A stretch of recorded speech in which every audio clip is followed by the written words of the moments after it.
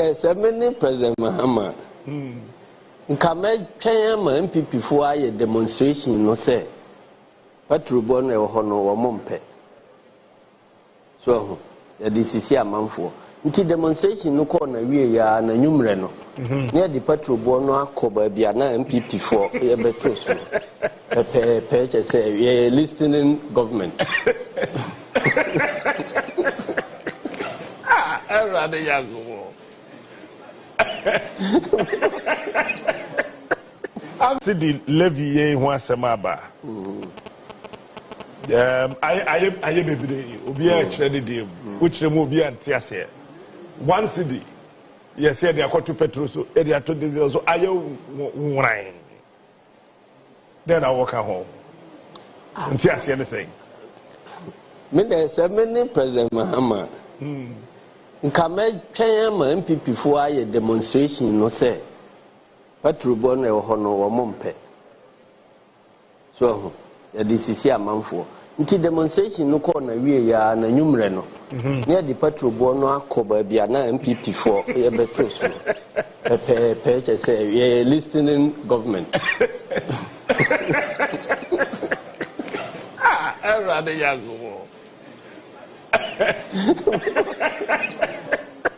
I'm sorry.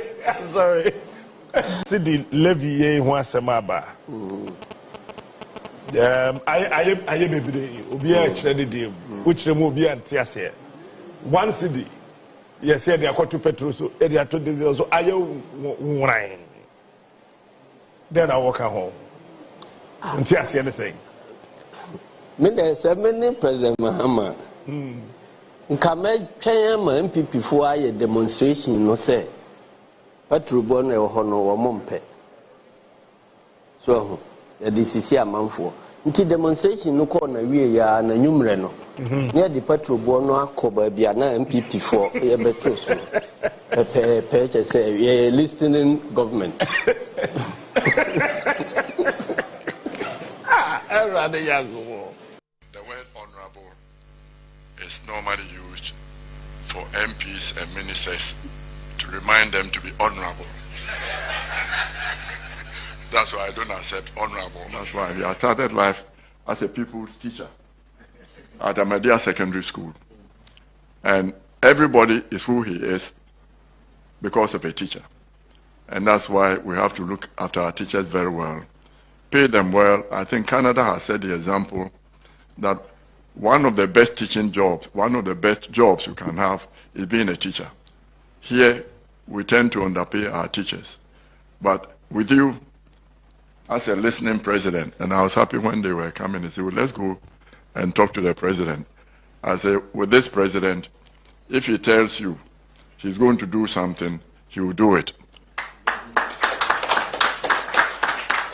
Somebody told them he was going to give them 10,000 houses. They got 0.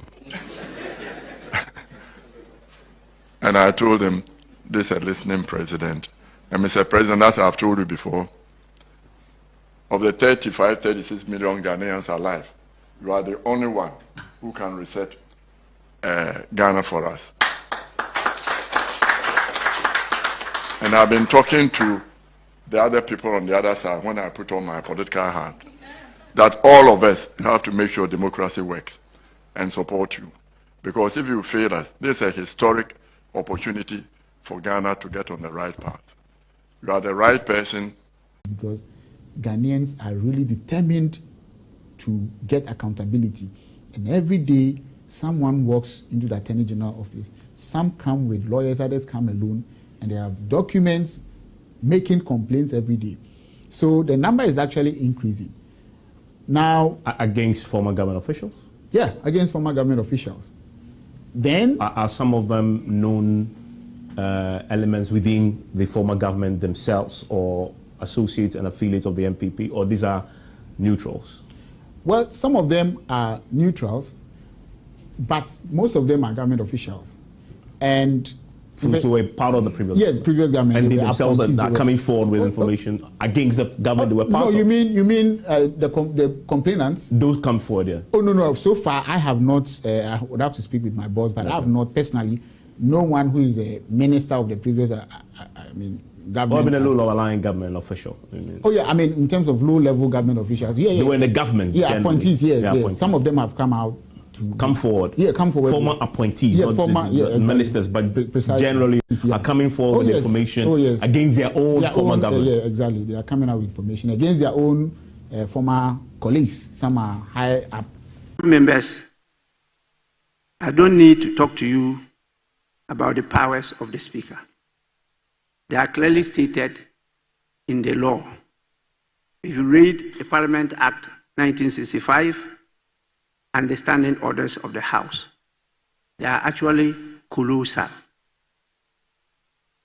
And if fully applied, could be of serious danger to the career progression of members of Parliament. But I'll just say this, that Shakespeare taught all of us that even a dog is obeyed in office. When we sit here, we are not saints, we are not infallible, but there's good reason why we are called Right Honorable, and you are called only Honorable. The Speaker, however the situation, is always right on the floor. When it's wrong, the law has given you the opportunity as to how to come back to the same floor to prove that he was wrong. So please, I repeat, even a dog is obeyed in office. Members, I don't need to talk to you about the powers of the Speaker. They are clearly stated in the law. 4%. And they keep comparing oranges to apples. You, in your 2024 budget, you projected to grow this economy first by 2.8%. Then you revised it to 3.2%. That was your budgeted amount, budgeted figure. The figure you projected to grow by. We have projected to grow by 4.4%. Compare apples to apples. Mr. Speaker, in the expenditure in advance of appropriation that you brought here, you projected that in 2025, we will grow the economy by 4.0%. You yourselves projected 4.0. We have even increased it to 4.4. So wait for us to end the year and compare the actuals to your actuals. And stop doing this kind of comparison. Compare apples to apples. Mr. Speaker, I am shocked at some of the statements made by the former finance minister. In fact, he came here and he is questioning the arrears figures that we have put out. And he made an unfortunate statement accusing the finance minister for cooking figures. That was very, very unfortunate. And he also mentioned that we have included figures that have not been audited in the budget. Let me refer you to your own budget, President Nana Addo's first budget in 2017. Paragraph 7, you stated, and I quote, page 2, paragraph 7, that is most important. Look, backbenchers, learn and stop that. Mr. Speaker, total expenditure at end December 2016 stood at 30.3% of GDP against a target of 26.4% of GDP, with an outstanding stock of arrears of nearly 7 billion cedis. This is at variance with the performance criteria on the non-accumulation of arrears for the 2016 fiscal year under the IMF-supported Extended Credit Facility Program. The question I'm asking you, was this figure audited, the 7 billion you quoted, was it audited? The answer is no. Mr. Speaker, so it is surprising that they will turn around and question figures that we have provided. Mr. Speaker, look, the finance minister stated here that we have 49 billion arrears, and that we have even decided to audit these figures. We have said that we have decided to audit it. We will be very happy if after auditing we realize that the arrears is even zero. We are not happy to pay huge arrears, but it is what it is. What the finance minister did on assumption to office was to request all MDAs to bring stock of arrears to the finance ministry. They did so. We further went to conduct a validation exercise with them, and we have stated that beyond this, we are going to audit it. You were complaining about an arrears stock of 7 billion. What is the difference between the ordinary thief and a political thief? Number one, the ordinary thief steals your money, your bag, your watch, and your jewelry, isn't it? But the political thief steals your future, your career, your education, your health, and your business. Number two, the hilarious part is that the ordinary thief will choose whom to rob. But you are the one who choose the political thief to rob you. Because we choose them. We vote them. We blindly say we are not blind. Who is deceiving who? The ridiculous part of the whole issue is that we will fight to defend and protect our belongings from the ordinary thief. Is it not? But we fight each other to defend and protect the political thief. Is that not what we do? Thugs will be fighting themselves to protect those that are stealing our career, stealing our joy, stealing our health, stealing our success.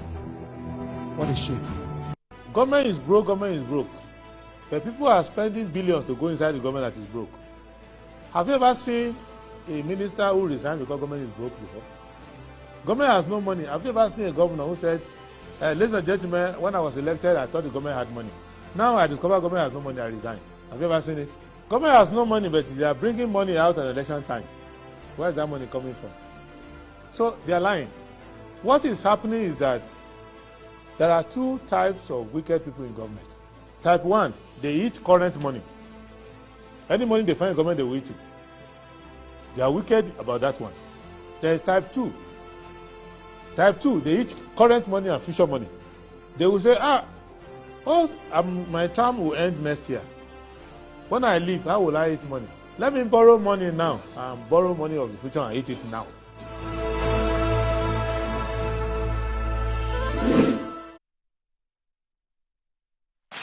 All right, so good morning. Thank you very much for joining us on Good Morning Ghana. Today is the 13th of June, 2025. This is the day the Lord has made, and indeed we're glad in that. A rare privilege. We have the rare privilege of being alive and kicking. We're back again to join the nation's conversation, what's happening in our dear country, Ghana. You've seen me much earlier than you would have, you've seen me much earlier than you usually do on Good Morning Ghana. It's because we have rescheduled the commencement time for Good Morning Ghana. It's now 7 a.m. instead of 7:30 a.m. It's because you said you want more, and we're giving you more of Good Morning Ghana, because you keep saying you can't have enough of us. And so we decided to give you more time, which is 30 more minutes to the show. So Good Morning Ghana now starts at 7 a.m. So please tell a friend to tell a friend to tell a friend. And there's more to come on Good Morning Ghana. So Good Morning Ghana is now from 7. In fact, the discussion segment on Good Morning Ghana starts at 7 a.m. to 10 a.m. 3 hours of great intellectually stimulating conversation on the show.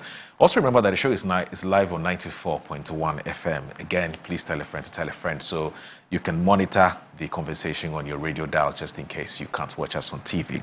So yes, I'll go straight ahead and look at what the newspapers are reporting this morning. Daily Graphic. So OSP conducts search on SML. State enterprises must sign performance contracts. SIGA.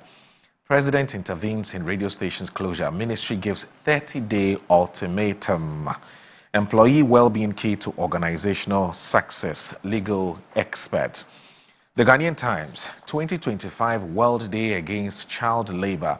98,252 trapped in child labor in Ghana. Charge. adhere strictly to DACF guidelines.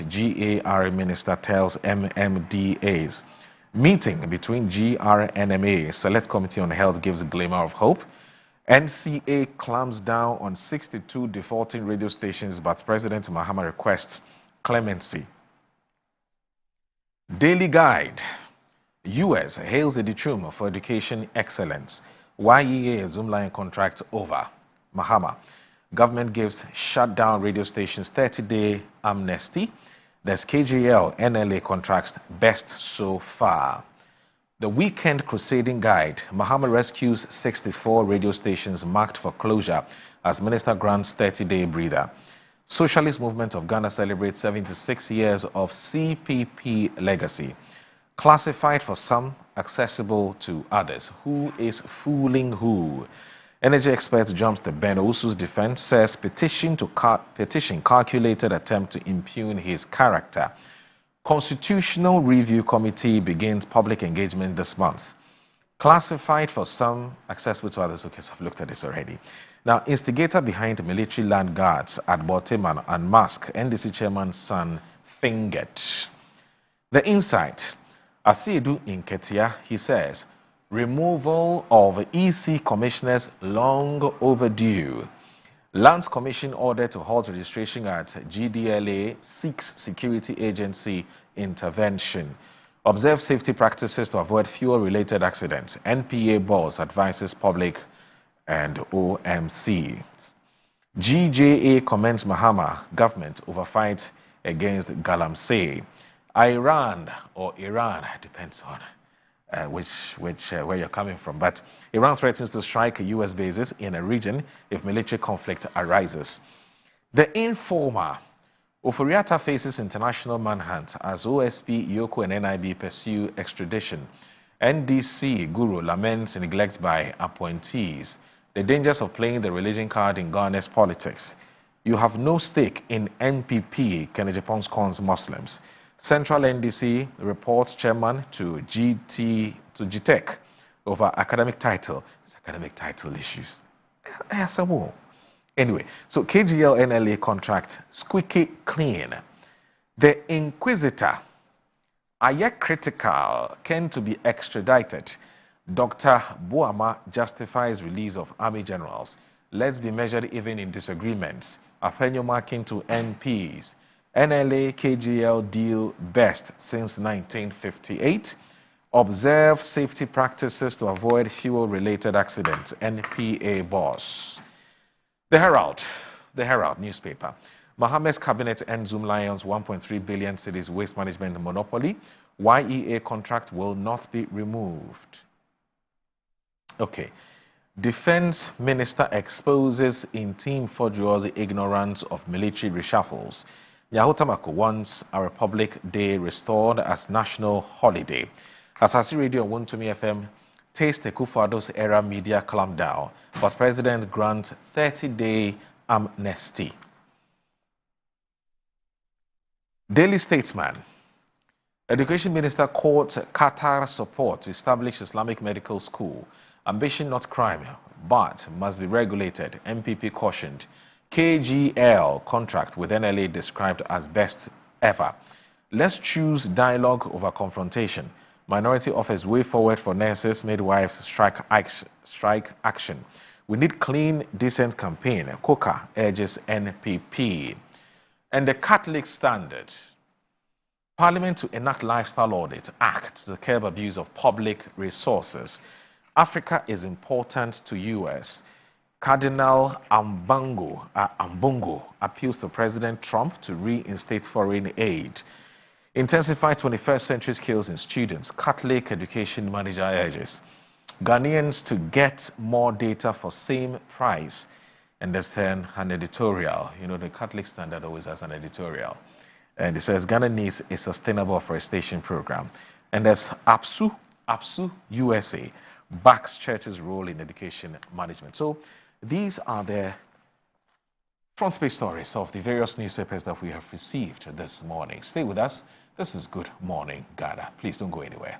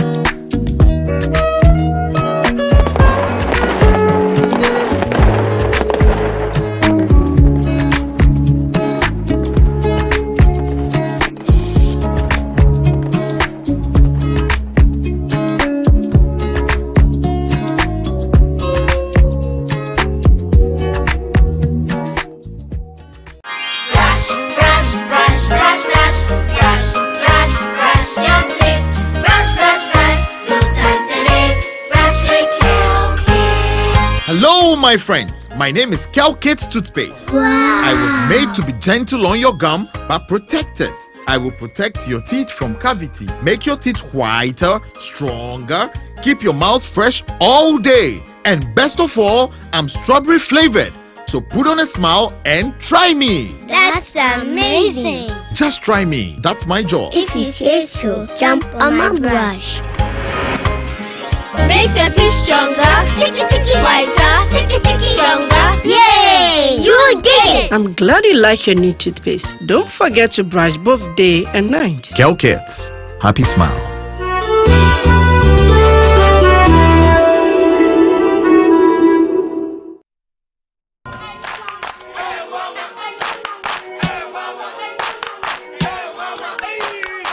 Cratchy, unemu bua unkoisha Dr. Ban uye denwa.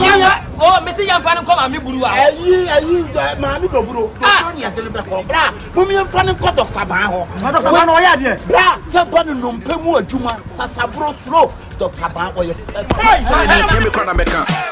Oh, no mpemu nim di ono na ye expect nya zanfo no. O akra any Kumasi no mpemu expect yen kan kire.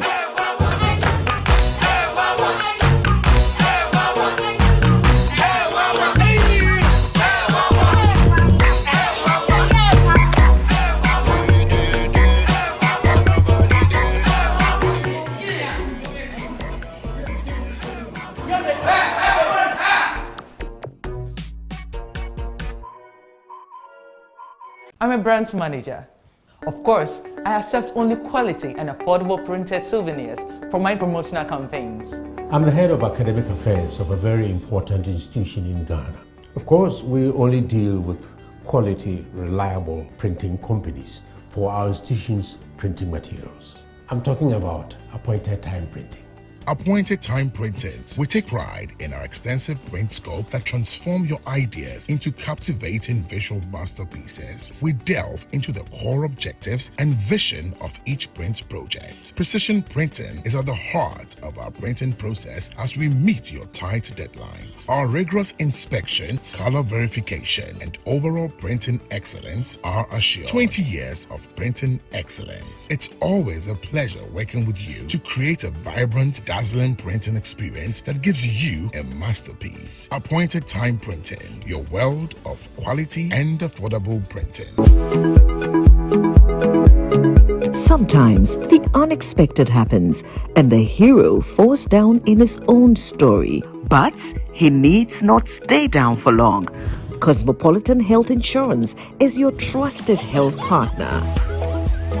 Whether an individual building a business, with Cosmopolitan Health Insurance, your medical care is our concern. For the best health insurance solutions for corporate institutions, groups and associations, families and individuals, choose Cosmopolitan Health Insurance from our over 700 accredited health service providers nationwide.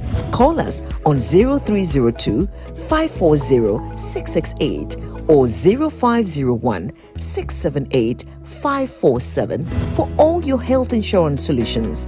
Cosmopolitan Health Insurance, your medical care is our concern. Yes, next. Hey, Nadia Benson, Me didn't tum. Mr. Femi Kalika, just call me cockroach. Now, Mr. Femi once now. Hey, that's you. Improve car. Yeah. Captain Mosquito, double the action.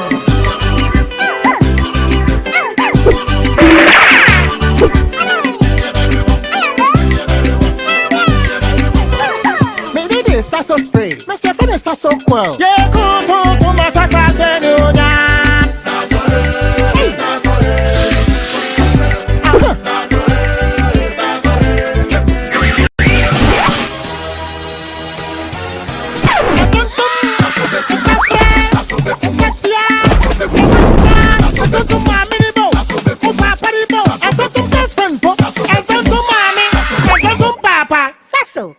Tum preko.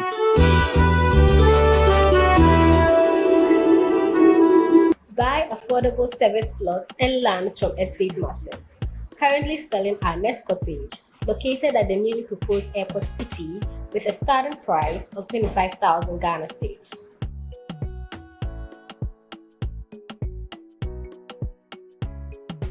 We also have Palm Hills, located at Pangfukuro in the Bomwa East District, also with a starting price of 15,000 Ghana cedis.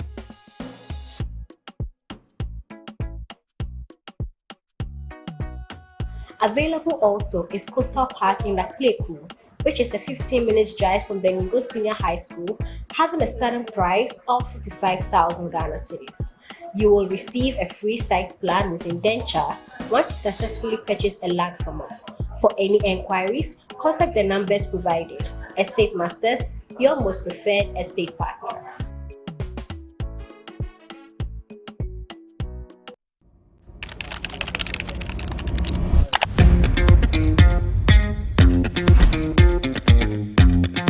Smart, smooth, interactive, and a built-in Android active panel made for modern work and home. For corporate clients and university students, enjoy top quality 10th generation Toshiba laptops built for performance, power, clarity, and speed, all in one desktop. At Mycom JA Computers, get a laptop for as low as 1,000 Ghana cedis. All products are imported from the USA with a 1-year warranty. Visit Mycom JA Computers today and elevate your tech.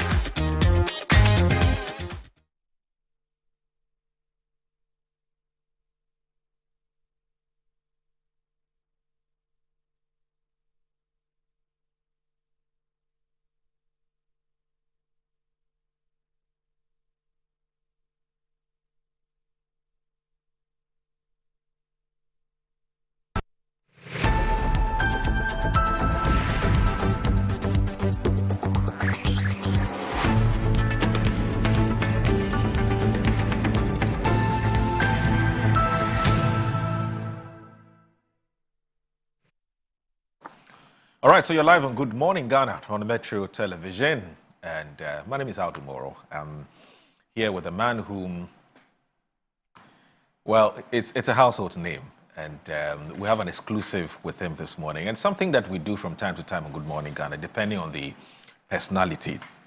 So this morning we have an exclusive with a man who has been there, done that, seen it all as far as Ghana's finances or Ghana's economy is concerned.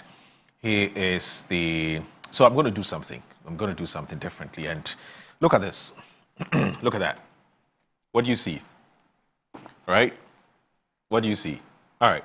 So VAT, which is value-added tax in Africa, the Ghana experience. Okay, so I'm going to read the person's profile from this book. And I'm doing this on purpose because the person is the author of this book that we're talking about. So I'm talking about a man who is an advisor on the economy to the President of the Republic of Ghana. He was a Minister for Finance from 2013 to 2016 and a Deputy Minister for Finance from 2009 to 2013. Now, he's a lecturer in public policy, public financial management, and taxation, University of Ghana Business School. He's a consultant and a founding and continuing member and lecturer at the African Development Bank. That's PFM Academy. Prior to holding these positions, this man was a senior economist at the Fiscal Affairs Department of the International Monetary Fund, IMF, in Washington, D.C. from 1999 to 2009. While there, he taught at the IMF Institute. He was the national coordinator for the introduction of the value-added tax in Ghana from 1993 to 1999, and a deputy commissioner of the VAT service before joining the IMF. He held a pioneer role in the National Revenue Secretariat, now the Ghana Revenue Authority, from 1986 to 1998 under the Ministry of Finance in Ghana.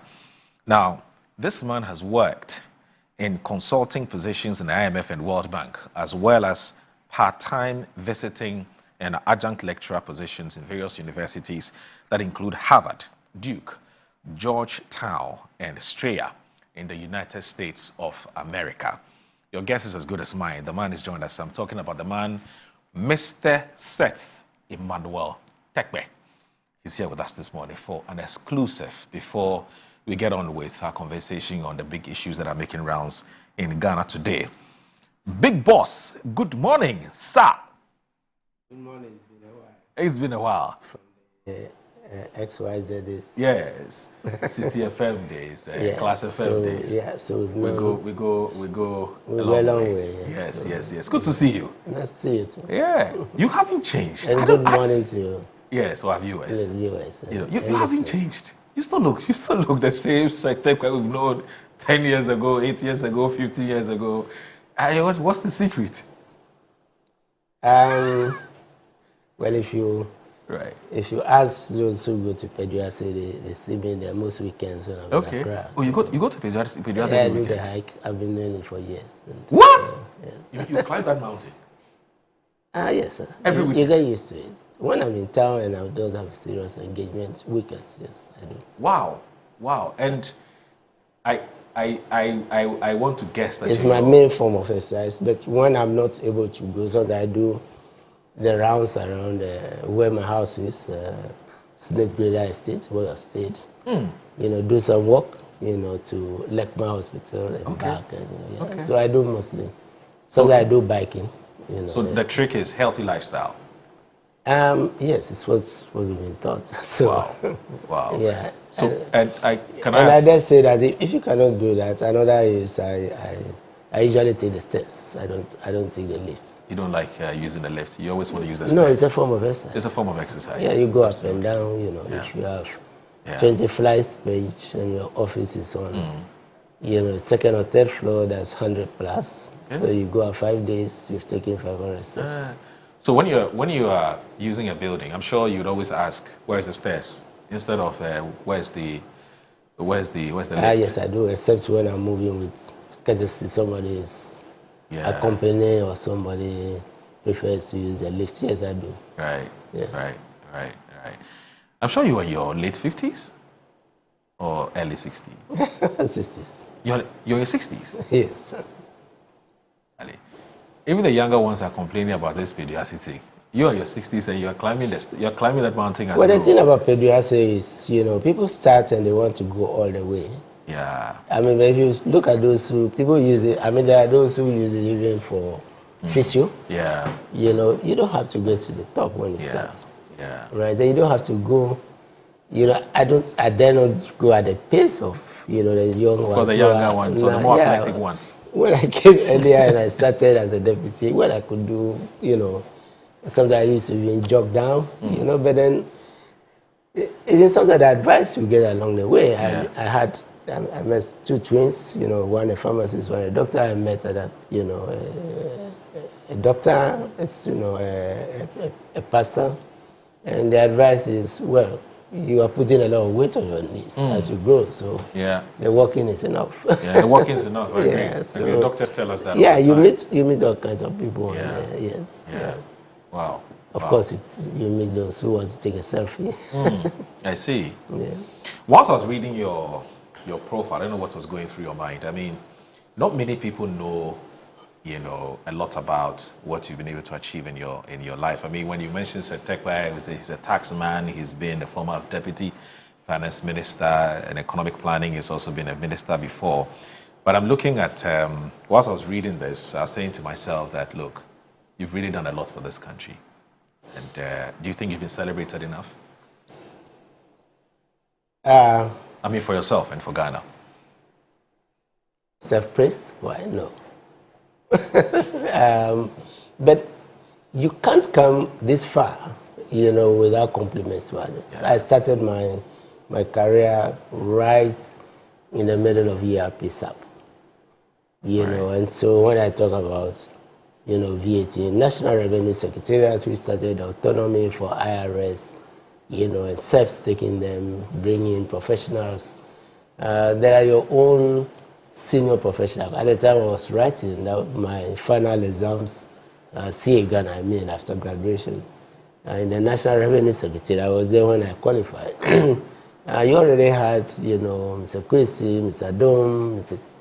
Raftufor, Professor Mills. Yes, I was just coming to that. So that's why I was there when Prof became board chairman and commissioner, of IRS, and subsequently, became the running mates, vice president. And it was around that time that I left the country. So, and I came back, you know, at the invitation of, guess who? Professor Mills. Same Professor Mills. Yeah. So, but these are the people who, you know, of course, I met the later Gama when I qualified, the late Hagan, Bakwesi, late Victor Salome, they put me on the expenditure committee. So even though I was doing tax, you know, and that started my overall fiscal, you know, career. Then I was put on OMO, they were then restructured at the Bank of Ghana. And I met, you know, many of the governors in recent years were contemporaries, from Dr. Wampa, Nash to Dr. Addison, and some of those who are back now, Dr. Kwachi, as advisor and others, they were, some were seniors. Dr. Wampa, Kwachi, they were seniors, you know. So I'm saying that, you know, what one achieves in life is also the product of people who believed in you. And in my case, you know, I got into the network of the Ahoy brothers and sisters, you know, one of who was my boss at National Service, you know, and introduced me or sent me to Mr. Ahoy, and as I say, the rest is history. And I worked with him for many. You know, that was then when, of course, I got the scholarship to go to Kennedy School, you know, and that started a consulting career. So I think whatever one makes, you know, of course, you can't forget your teachers who motivate you, right from elementary school. That's true. And I also, they are still alive, you know, yes. You still keep in touch with them? I keep in touch. I've not been doing it, you know, so if they are listening, I'll start my round of visits again. First, we don't one of them, my parents, I left and that's how come I was teaching at the IMF Institute and other, you know, places. You know, when Dr. Bojo was, you know, when Dr. Bojo was in Harvard, I did adjunct in his class and all that. So yes, so I like teaching, and to the extent that some pay me compliments today. Of course, some say that my marking scheme is tough, but so it's something you learn. You learn along, you know, with your students. You update yourself, you know, with the student because things change. You know, you're able to analyze, do analysis, you know, better. So when we look at how far you've come, of course, there was one better. So when we look at how far you've come, of course, there was one, you know, John Dramani Mahama, who was Deputy Minister for Information, with his boss, who became the first chairman of the VAT board, that is PO. It was President Mahama who actually chaired the Publicity Committee as Deputy Information Minister for the reintroduction of the VAT. That's when we met here. Now tell me this. In fact, I'm happy you brought this matter up, and it's come up time and time and again. Usually when conversations about the economy comes up and we're trying to apportion either a credit or a debit or which a praise or blame, the matter about who is the head of the economic management team is, and actually what role they play, and the how powerful and influential that position is, you know, does the backstop with the head of the EMT and so on. Now, the thing about the president, Mahama, at the time when he was vice president, what do you know as to, because at the time you were deputy minister, right? Your deputy minister was at you and Efifi Kwete. Dufour was then the finance minister. Was President Mahama the head of the economic management team? Well, the question I ask sincerely is, there's a structure matter. It's not a structure that's in the Constitution. Right. And often the debate revolves around the vice president. Who stands in for the president? When the president is away, both in cabinet, you know, recently President Mahama said he went to Lome, Togo, which is close to, and yet he was deemed to have traveled outside the country. In this day of self-will, you know, he spoke about this. So it revolves around the vice president, and I don't think the vice can ever rise above the president in any circumstance. the vice chair's cabinet when the president is not in, right? Economic reports are brought, there. There is another body which is not often cited, which for me is the rear highest technical committee, which is the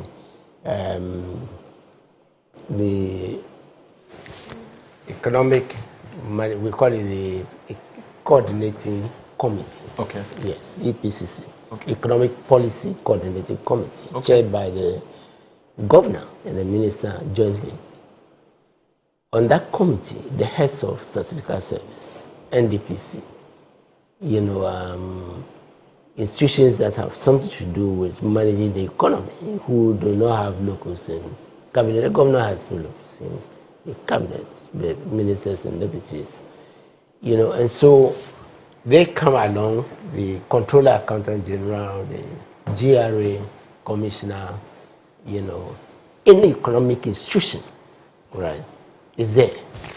And that is where, the policy interaction as to of the technical nature of what we do as a country, that is where, and it is that body actually that brings recommendations to the EMT or to cabinet. Oh, really? Yes.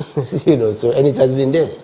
I see. It has been there for years. It started from the ERP SAP era, and I know about it. And in fact, the vice presidents I have worked with, which is JM and the late Misata, particularly the late Misata, because he's also been governor, he's been a deputy minister, he's been a lecturer. So he often was in attendance on that committee, contributed. And there's, in principle, he's not supposed to be there.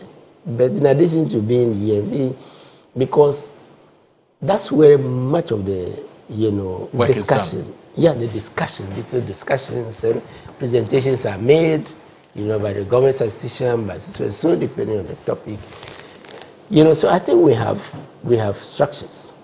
Right? So does the decision of this policy coordinating team, are their decisions binding on the EMT?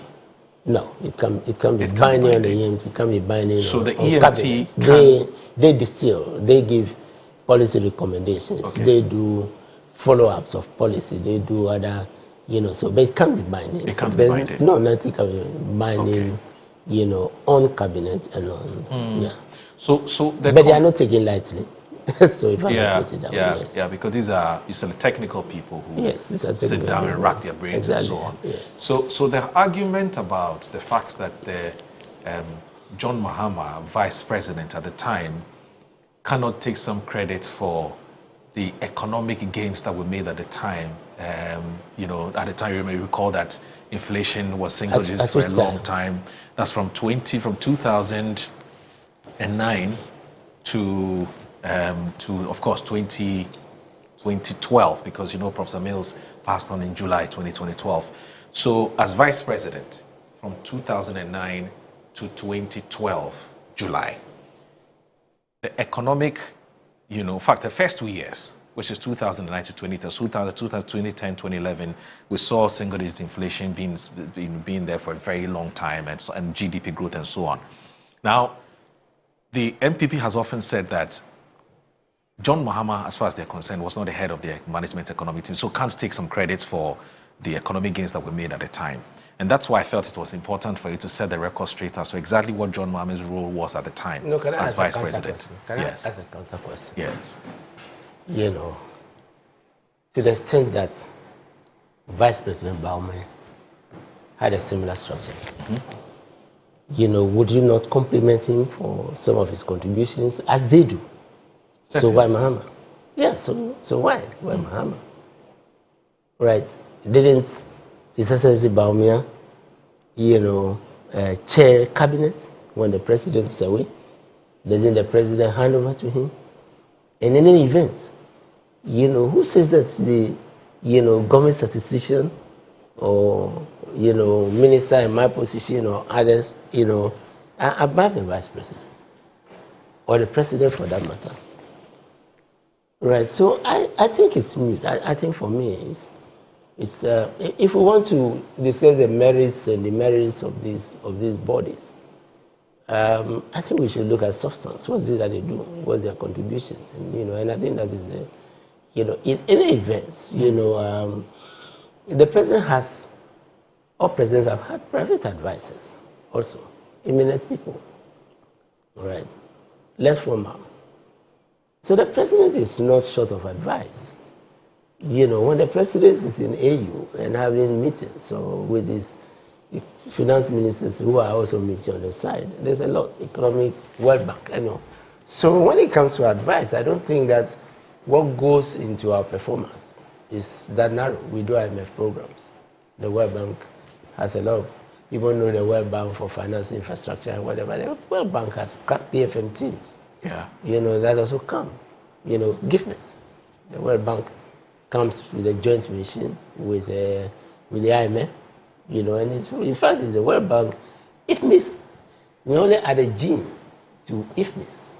IFMIS is a World Bank creation for developing countries, to manage their expenditure, right. On an IT platform, and they often financing the IT platforms, Oracle and the rest that is used.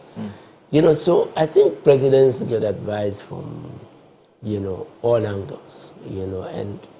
Okay. Yeah. All right.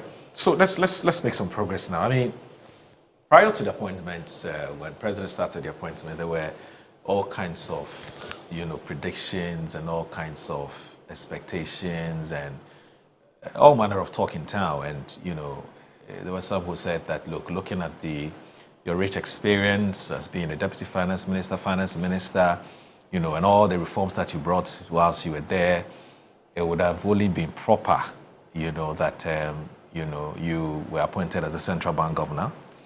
And there were even some were saying that you actually wanted to become a central bank governor. And some were even saying to go back. Yes. So I know Seth wants to become the central bank governor, we talk to people and people talk to us.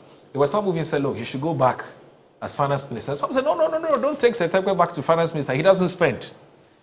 I mean, I'm sure you've heard some of these things. Two questions. Is it true that as a finance minister, you don't like spending? You are only interested in generating revenue and spending less? And two, as the advisor to the president on economic issues, are you enjoying this role? And what exactly do you do as the advisor to the president on economy? So two questions in one. What's the first one? The first one is, I'm so a chisel. You don't spend.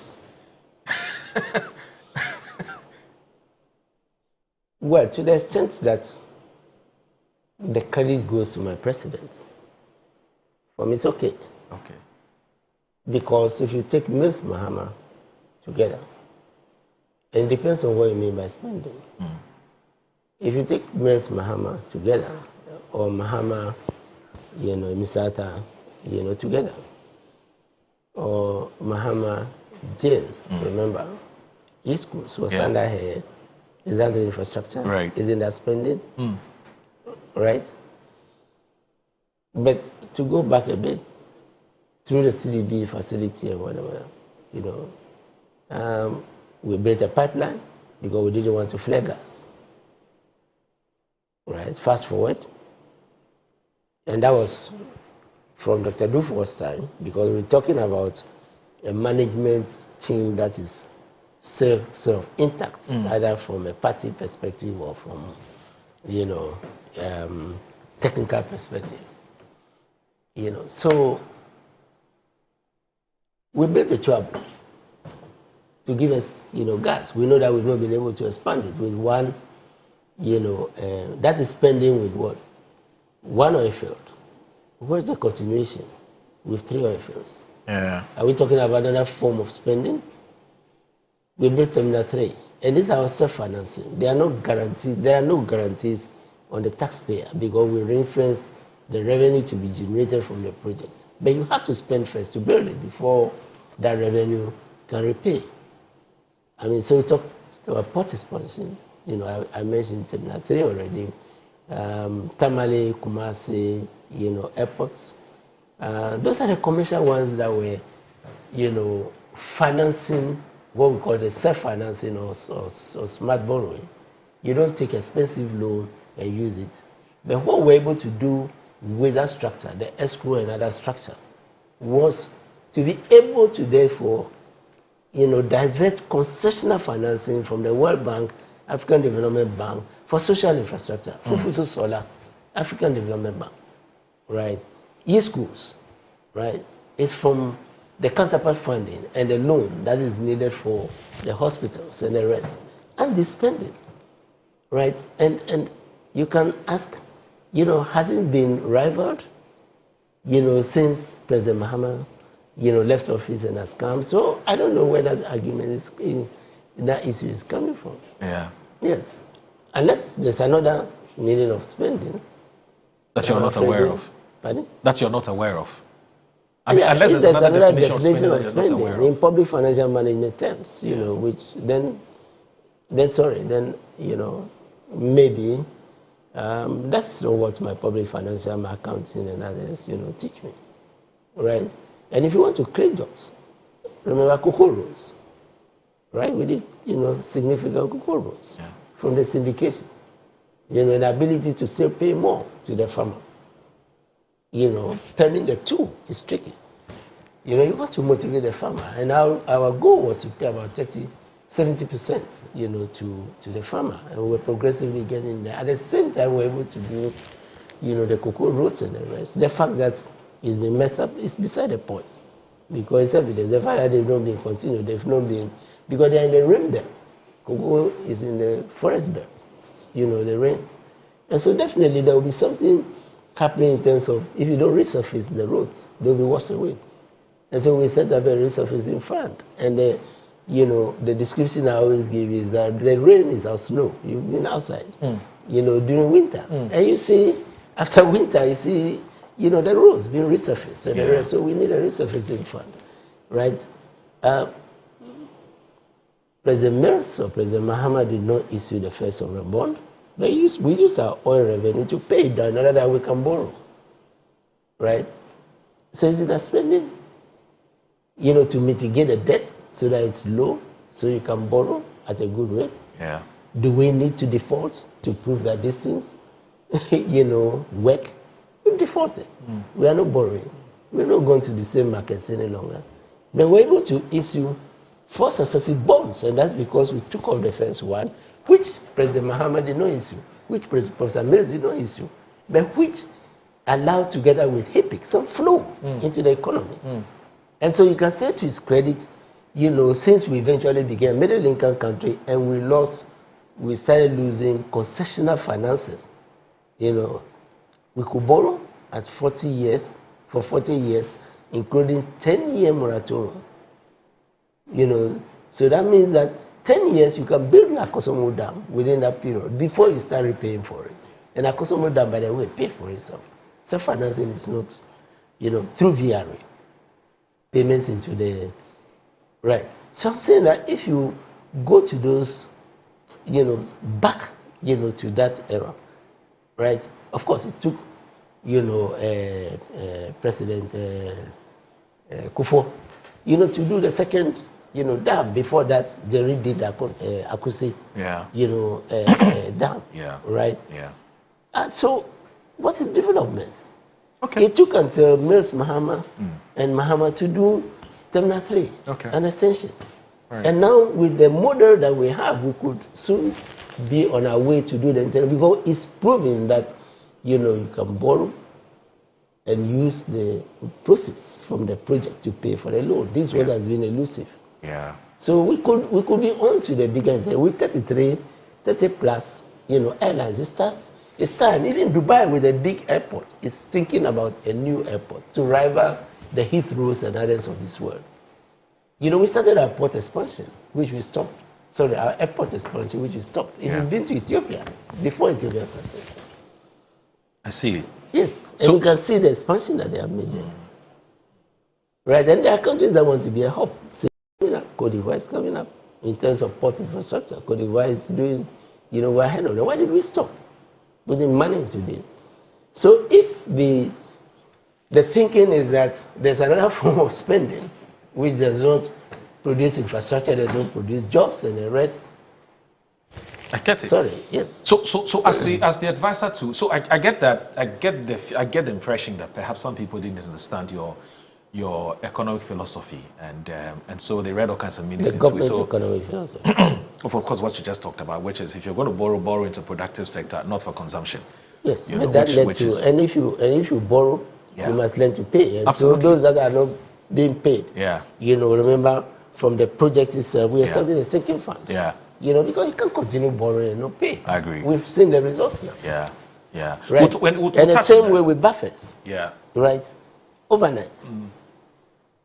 One incident in the Middle East, crude oil prices are started going up. Yeah. Were we justified in saying when the crude oil prices were low, we should build buffers, we should increase reserves? Right. Right. Overnight. And you've been consistent with this position. Because the advanced countries, the emerging economies that emerge out of poverty, that's what it means. From Emirates to, to the Brazils and whatever who call themselves the BRICS, that is what they did. Okay. And I had some exposure into some of these countries, the countries that are ceded to the EU. So when my country becomes a middle-income country, why shouldn't we adopt similar policies? Exim Bank, you need an instrument, for the non-cocoa sector. If Cocoa Board is able to syndicate, and remember, if Cocoa Board is able to syndicate, and has syndicated since 1993, remember I said I'm ERPSA since 1992-93. That's how far back Cocoa Board has been syndicating. And has been doing, why do we have to destroy it, the model, if it works? Why not enhance it? I'm not against, bringing the other. They could come on the syndication after it's proven. If they want to compete, and it's a very tough competition that is done. Why don't we do that for the non-cocoa sector? What we call the non-traditional exports. We don't even have it for gold. You see where I'm going? So Exim Bank. There's no brick economy, there's no emerging economy that doesn't have an Exim Bank. Turkeyism, Koreaism, Chinaism, we know them. They are doing exports. They are supporting the Chinese firms and the rest to do exports. And it's no longer a container coming. They are supporting them to come and build plants. Yeah. Supporting them to come and build roads. So why don't we get a model also? Right? So these are the things which to his credit. President Mahama, and Professor Mills approved from the sort of economic structures that we're talking about. And I'm saying that I want to be modest about this because there were contributions from, remember, we had advisors like Gobin, who was the vice president of the World Bank. Right. Cadmo Mills, who rose close to becoming the vice president, the head of, of the World Bank, and others, right? Ngozi, who was at the World Bank, was implementing some of those measures in Nigeria, domestic bond markets and whatever. So these are not, exclusive to Setekwe. Yeah. It was a teamwork. Teamwork. Yeah. That's the point. So you're advising the president on the economy, and I wanted to know exactly what's the nature of your work? If the president gets up tomorrow and he wants to, thinks through an idea, are you the first point of call to say, look, this is what I'm thinking. Seth, what do you think? Even before the finance minister comes in, or he brings the two of you together. How do you work? The president is the president. Okay. And he has a discretion. It could go to the Minister for Finance. Remember, it could be an idea from the Minister for Finance. It could be an idea from, any other. So how do you come in? It could be work. You come in at various points at the discretion of the president. If I observe that something, needs to be done, and sometimes, I call the governor, I call, the minister. When issues come up, you are not the only depository of knowledge. So to give you specific examples, this question of floor and ceiling, we were practicing it more informally, right? If it wants to be formalized, of course, you should have them. Yes, they were your genius, but they are in positions. Just like at a point in time, a junior, to some of the economic managers, I was in a position to make recommendations and the rest. So you call them, you find out what is that's going on, right? And then, so if the president wants to know, fine. But they also have access, to the president. By the way, when you're in a festival, one of the things which has come up, for me, is working with the chief of staff. A lot of economic issues and finance issues go through other, advisors. Remember, I'm not the only advisor, and people who hold substantive positions. Things come across and we bring, we exchange ideas. If something comes, which is economic, based on an agreement, which I'm not legal, of course, I can go to Marietta. Marietta, yes. Exactly. I get it. Right. So it's a collective. If it's coming from something to do with social infrastructure, its implications, and Nanawi, who has been in the social infrastructure space. So we also work as a collective, Right. the advisors, yes. Right. I see. Are you enjoying your work? Yes. As the side I face mean, to the yes, president. for the youth, what I have to say is that enjoy what you do at any point in time and work hard at it. All right. You worked with Ato Forcing when you were finance minister. He was one of your deputies with Monakwate. He was in charge of the budget. He was in charge of the budget. The budget, yes. Yes, and as an MP, he did most of the work in. Okay. When you mentioned my being deputy with Fifi Kwete. Yes. During the first time. During the first time. Remember, Dr. Dufo was not an MP. Yes. Fifi was not an MP at the time, and I was not an MP. Yeah. So my additional assignment was Parliament. That's how come many people thought that I was an MP. Oh, yeah. Because ministers can move motions. Right. And so I had to go there and move motions. Yes. The minister has a lot, on his hand, right? But when the issue gets to take consideration stage and the rest, it is only the minister who is the one who goes to cabinet. So we have to give him the brief. Sometimes he comes right from the start. He leaves, depending on how tough the issue is, depending on his space and everything, right? So yes, that's exactly the role which Honorable Ato Forcing was playing. And he was an MP, unlike, yes. Yes. And the first time I met him really, was when he entered Parliament early, and Akutu Sey was then the late Akutu Sey, who I met during SEPA, by the way, during the ERP SAP era. Yeah. Right? So we had, the relatively young people at the time, like when I was Ato Forcing, Honorable Mackin, and we interacted with them on both sides. Dr. Sibe, who was, of course, he was at the central bank, so in the, contributions, you learn, you also... so it's not a relationship that began. Yes. I get it. And it became, as you said, with Mona. But remember, before Monakwate, there was Ricky Sagan, who today... Ricketts. Yes, Ricketts. He today is chairing, GRA. Yeah. And who has been on the finance committee. Yeah. So he's gotten some perspective, That's why I say that enjoy whatever you do, right? I knew the standing order and everything, and most people thought I was an MP because I was given that opportunity to be there. It doesn't mean that Honorable Fifi did not go to Parliament. No. Right? But he was in charge of the real sector. Right. The economy. Okay. Yes. So let's do this. I mean, the economy, to all intents and purposes, are looking good. I mean, we're seeing what's happening to the city. The city is appreciating. Just yesterday or so, we saw a publication with the Ghana Statistical Services saying that the economy grew by a certain percentage. I've forgotten exactly what the figure is. So basically, the macro indicators are beginning to look good.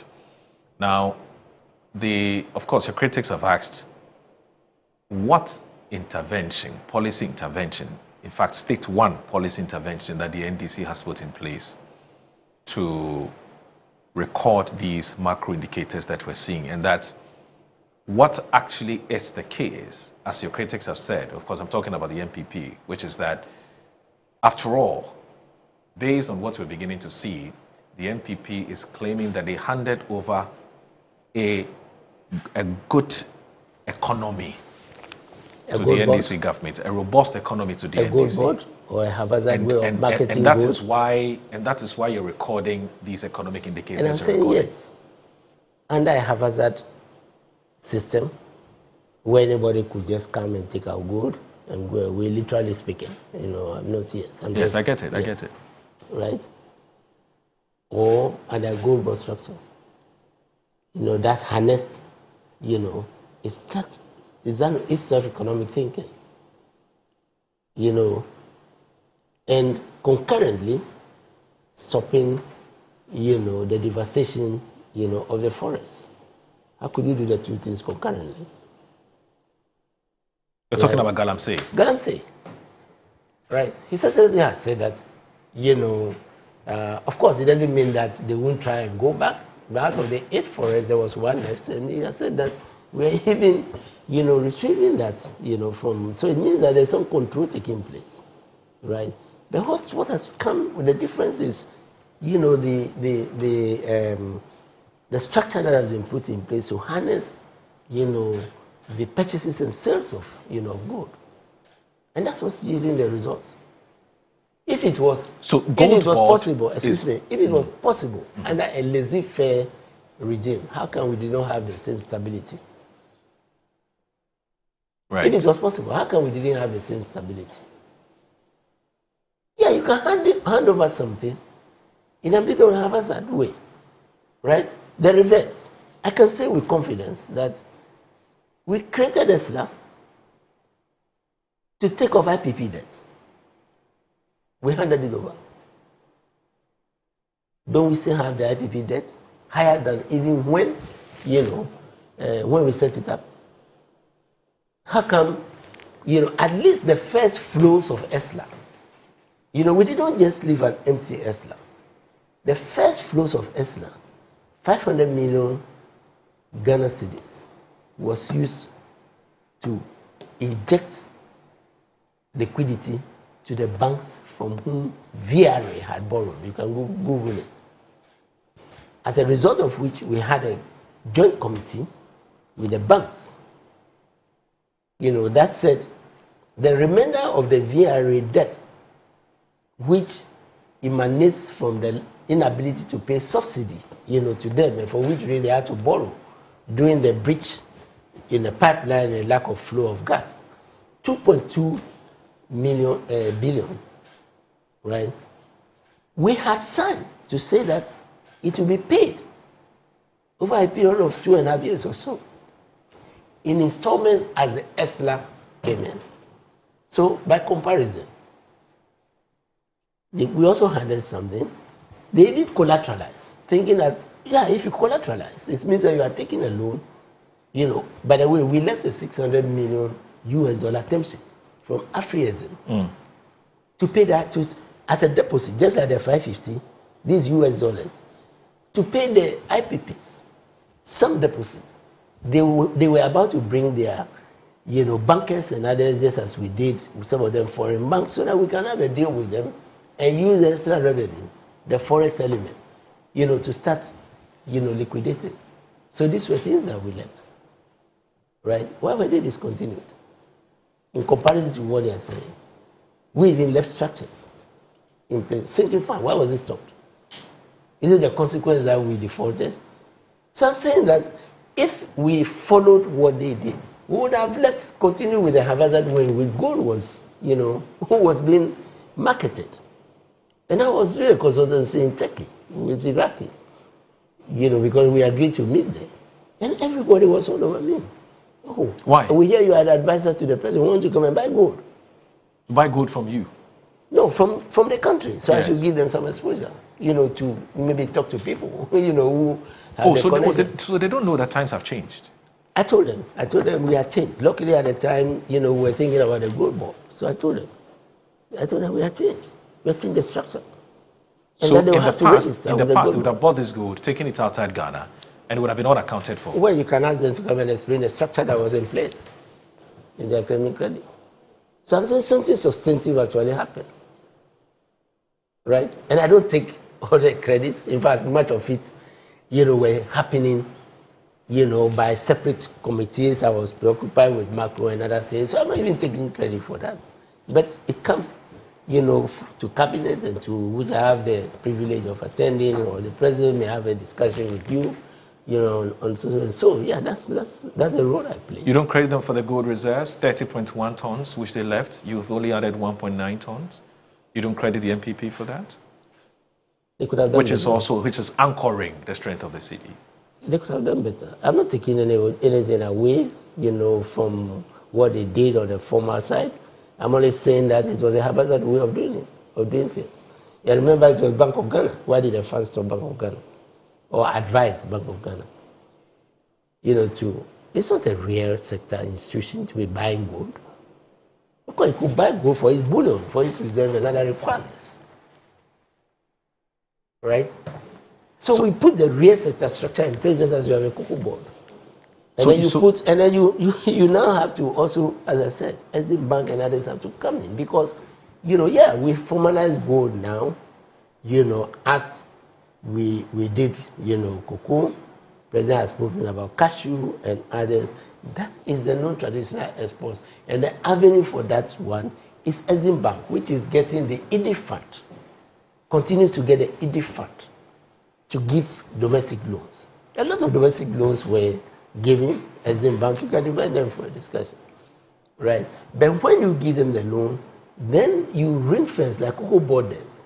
And there are some of them, they have larger entities. The Tema Enclave, who are doing exports from cables to, whatever, to the sub-region and beyond. AFCTA, that's how you practicalize it. Right? So the Exim Bank is now going to be focusing on exports.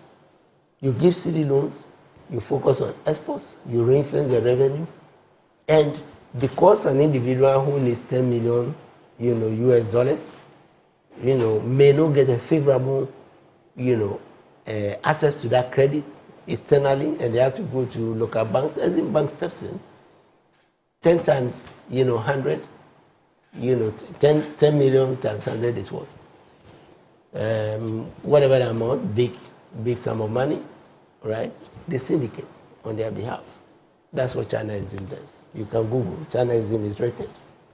Korea and all this would rake in some forex, which would come and shore up there. Yes, it isn't that it would enhance the ability to generate the forex. Because where they are unable, like cocoa board. My grandfather is a cocoa farmer. My family is cocoa farmers in Western region. What's up? But how do I, even sitting here, former finance minister, how do I access, $5,000 US dollars for them on their own individual to manage the farms and the rest? Similarly, our exporters who are even doing bigger things need help, and that is why we are servicing Exim Bank. Okay. It wasn't to look back. Right. It was to take whatever was they were doing, domestically and translate it, like cocoa board to enable them borrow on behalf of or facilitate borrowing by, it's their money. Okay. It's their exports. Right. Yes. Now, speaking about exports, help us understand this.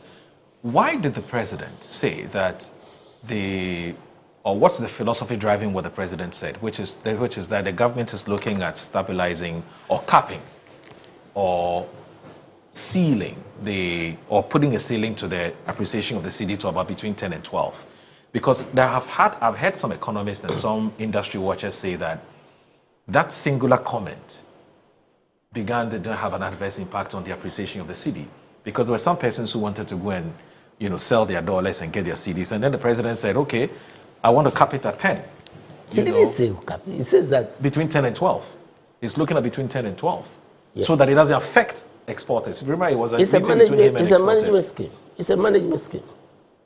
Explain why this is important. No, it's very important. Why? Crises are inevitable. Yes. Like we were saying a moment ago, overnight, crude oil prices have gone up. Right? Yes. We had a scheme, a strategic store scheme, yes, which was stopped, where when crude oil prices fell, we bought crude. Yes. Right? For boss to put in his tanks. That's how we stopped petrocubes. Right. And then when the price keeps going up, you release. Because that's what boss was established to do. Right. You release. So if you stopped at 40, right, when the price was low, and you put some oil in their tanks, as the price crept above 40, 45, 50, it's tolerable Remember that crude oil prices fell sharply when we were in office. Yes, right? 2015 it affected you Yes, badly. so up to $55 per barrel, 60 perhaps. You know, the consumer does not feel it. Once it begins to rise 65, 70, right, 65, 70, it has an impact on your domestic price. What is wrong in saying that, therefore, let me work with boss, you know, to put some strategic stock when it is 40, in order that we'll keep the strategic stock, and when it starts hitting 50, 55, we'll release it. This management will release it in order that, after all, it is the money that was generated that we're using, the levy. So let's then release it to enable us stabilize, you know, transport fares and the rest in the economy.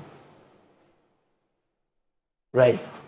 And that means that immediately the price begins to, so when it's selling at 65, 70, and in our case it shot up to 100. Yes. Right. In fact, we did the budget with $99, and then it fell to 45. This is where the thing started to crystallize. We had it already. Okay. So you have a floor, and you are saying that immediately it starts coming from down to from say 50, and it's going down. You know, back then, you know, at those prices, fill the tanks. So you are saying that, you know, up to about 30, where it may never go again because of OPEC and all of those. So you have a floor, and you have a ceiling, right? And you are releasing fuel within the floor, especially when it's going up. Sorry, above the floor when it's going up. So you don't want to cross, you know, the ceiling with your strategic stock management and other reserve funds.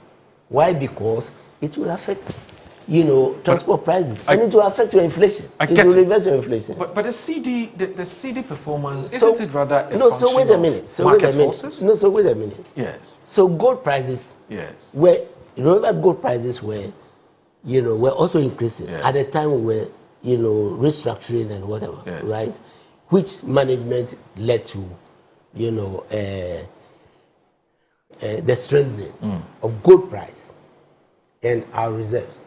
So what is wrong in saying that, oh, okay, so we have observed that we can bring, you know, we used to bring it down to 15 all the time. But because we were building reserves, right? Because we were building reserves, it came below 13, it came below 12. The magic is the reserves. So what is wrong in saying that? We know that gold price, we know that for now, right, the exchange rate, because it depends on what I was talking, Exim Bank, exports, before you are able to strengthen that. It's not likely that we could have it go down, you know. So it's your medium term, you know, objective, as the governor said, to bring it to single digits. All right. When he says medium term, he knows that there are forces which he doesn't control. Right. Okay. Okay. So we are saying, what President Mahama is saying, that now that we know that with a certain activity, you know, like the tariffs in the US, you know, Iran, The Trump tariffs. Iran, yeah, Saudi Arabia, what they do with oil and the rest, we are not in total control. So why don't we say that our best rate policy, you know, would be 10, 11. But let us build reserves when the prices are in that range, so that when it starts going up 15, in other words, you are suspending consumption. You know, which we do in households and everywhere. You suspend, you know, consumption. That's why you save. So why don't we keep the reserves? Why don't we save that? So that when it begins to, you know, cross 13, 14, you know, and the 15, which may be your ceiling, you begin to, the reserves that you have kept, you begin to release it. Because you know, the second example or incidents which I want to point out is, we know that there will be a dry season. We are now in the rainy season. Yeah. The rains have been good, right? Luckily, it's no drought, right? So the food index will go down. But there will be a dry season. But it's not just a reserve policy. Right. It's saying that let us add value. Let us stop, the food that has gone into waste and everything. These are all complaints. So they are complementing. So you see that I've come from, the debt, which we don't want to exceed 60, right, to the deficit, which is in the law. We don't want to exceed, 5%. Those are ceilings. Okay. So you set a floor. Right. Because it goes down to a certain point before it starts going up. Okay. So it's a management scheme. Okay. It's not a control scheme. The president is not saying that I'm going to direct, the governor. Yeah. Come what may, Okay. to keep the price at 10. No, Okay. that would be even against, you can't even manage that. Okay. Now let's quickly look at this. So one of the most topical issue has to do with the 1 cedi on petrol, which has generated all kinds of debate as to whether or not it's a good idea or bad idea. I mean, economics and of course politicians have taken up this debate very, very passionately. What exactly happened? I mean, it was almost like it was a surprise which was sprung up on Ghanaians. We woke up one day, we're told the finance minister is going to parliament to lay a bill in parliament and to increase the ESLA from 95 to almost 2 cities. What exactly happened? Were you aware such a thing was coming up? It was a surprise. Yes. The surprise. What happened? No, I'm saying that yes. I'm saying the surprise. Yes. Is the fact that we had such a lax public financial management system, which reforms were stopped, so that at every moment, arrears keep popping up, debts unpaid keep popping up, right? And we are complying. We continue to do that. Right. So, one, I think Honorable Jinapo, explained this. He's deeper at some of the. One, the structure for pricing itself, does not include a certain elements, right, which ordinarily should be in a structure. So that is being corrected in the short term, right? Because we need, money, for the liquid fuels until you can bring in, the green transition, which is part of the name of the ministry now. So he explained that element. So there's a structural element to it. 2, there's a choking debt, right, which needs to be paid, and for which reason you cannot divert revenues to, make sure that, you continue importing and whatever. So this is where austerity measures come in. You do austerity, and austerity in principle should not, last more than, that's why IMF programs are 3 years, at most 3.5 years, maximum if you extend 4 years, because it's expected that the economy is going through some hiccup and it can be corrected, and what we have to do, homegrown, right, is to domesticate, to use another, familiar Ghanaian word, the policies we are talking about, to manage the oscillations that take place in the economy on our own. So much of what I have said, I don't new. Strategic stocks, sinking fund, and all those, we started them. Those are the mechanisms you need to control debt, to control your, the new element is, can we apply the same thing to the exchange rate reserves, now that we know that in addition to cocoa, which was the dominant, because much of gold, by the traditional, miners was being taken out. We got some retention. But now we are collecting the gold, which is, the subject of Galamsey, and the president said it will be streamlined, right? Can we get this, in place? So yes, there's a short-term shock, which we are managing, and surprises which are adding to that shock. Right. These are things you're finding out after coming into government? Oh, yes. You didn't know before? No, if they were not in the transition notes. Otherwise, I would have prepared for them. Otherwise, maybe there will be a little bit of slackening in removing some of the levies. Remember, some of the levies were removed. Some of them are going to be removed as we start the structural reforms. Going back to what we're doing as we start the structural reforms. So when you talk about that particular levy, there's going to be structural reforms going forward. And the president alluded to this, in an interview when he was signing. He said, one, we are going to lock the money that's flowing in, right? I'm sure you saw that. We are not going to allow, and he posted a warning to the minister and the governor that we are not going to allow you to put that money into the general consolidated fund, Yeah. Use it. Okay. Which is from our practice. Okay. Where ESLA and others were put mainstreamed, even the money that was borrowed against them was mainstreamed and whatever. So he posted those. And then he said we would also aim, to put a sunset clause on it. Right. Otherwise you can't reintroduce it when you have crisis. Yes. Right. So he made this qualification when he was signing. I was there, he made this qualification when he was signing.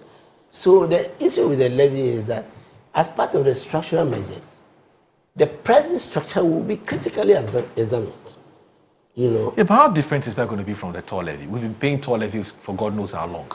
In fact, ESLA, it was abused, with careless abandon, and there were not even any punitive measures. But I'm saying, why don't you throw the question to those who mismanage it? The PMF Act. Why did the PMF Act not punish ministers as the ultimate, but rather punishes junior officers? No. The PFMA, no, it doesn't. Anybody who is culpable, anybody who is culpable, even including the minister, even the minister. Why not? The minister is a spending officer in the law, right? Yes. If you look at the definitions. So everybody from minister, deputy ministers, if you look at the definition, they are given titles, chief directors and others. Yeah. Yes. Right. And it came into effect in 2016. Yes. Courtesy to you because you played a key role in that. But we're yet to see that happen. I think it was. You remember it was happening at that level. Yes. And we know that story. Yeah, we do. You started enforcing it. So part of the issue is the sustainability of these policies. But the point I want to make. So you don't intend us to pay this 1 cedi on petrol forever? We're not going to collect this forever. At some point, it would end. There's going to be a sunset. No, okay. This is what we used to have. Yes. From ERP sub-days. Yes. There were 2 levies that came in and went out. The first one is the fiscal stabilization levy. Yes. Or the national stabilization levy. Yes. The second one was the temporary import duty. Yes. Right. Some of the levies are actually excise duties. Right. Pollution and whatever. So those ones are excise duty. The ones that come in, okay, so these 2 levies, right, let me backtrack a bit. These 2 levies were the ones that we brought in to complement expenditure management when we went into an IMF program. Okay. And they terminated with the IMF program. Under the 2015 ECF, which left after we left office, they were not terminated. Right? That's how come you have to bring in new levies anytime you went into the crisis. So, what I'm saying is that we should learn to we should let these policies be sustained. Okay. It's about sustaining them. Okay. And we'll be able to manage this economy. And that's what the emerging economies, the advanced economies, that's what they do. And by the way, let me end on this note. I say that there's a bit of fidgeting taking place. President Mahama said he's keen on bringing in the ENIs. Talo has already, is it Cosmos or Talo?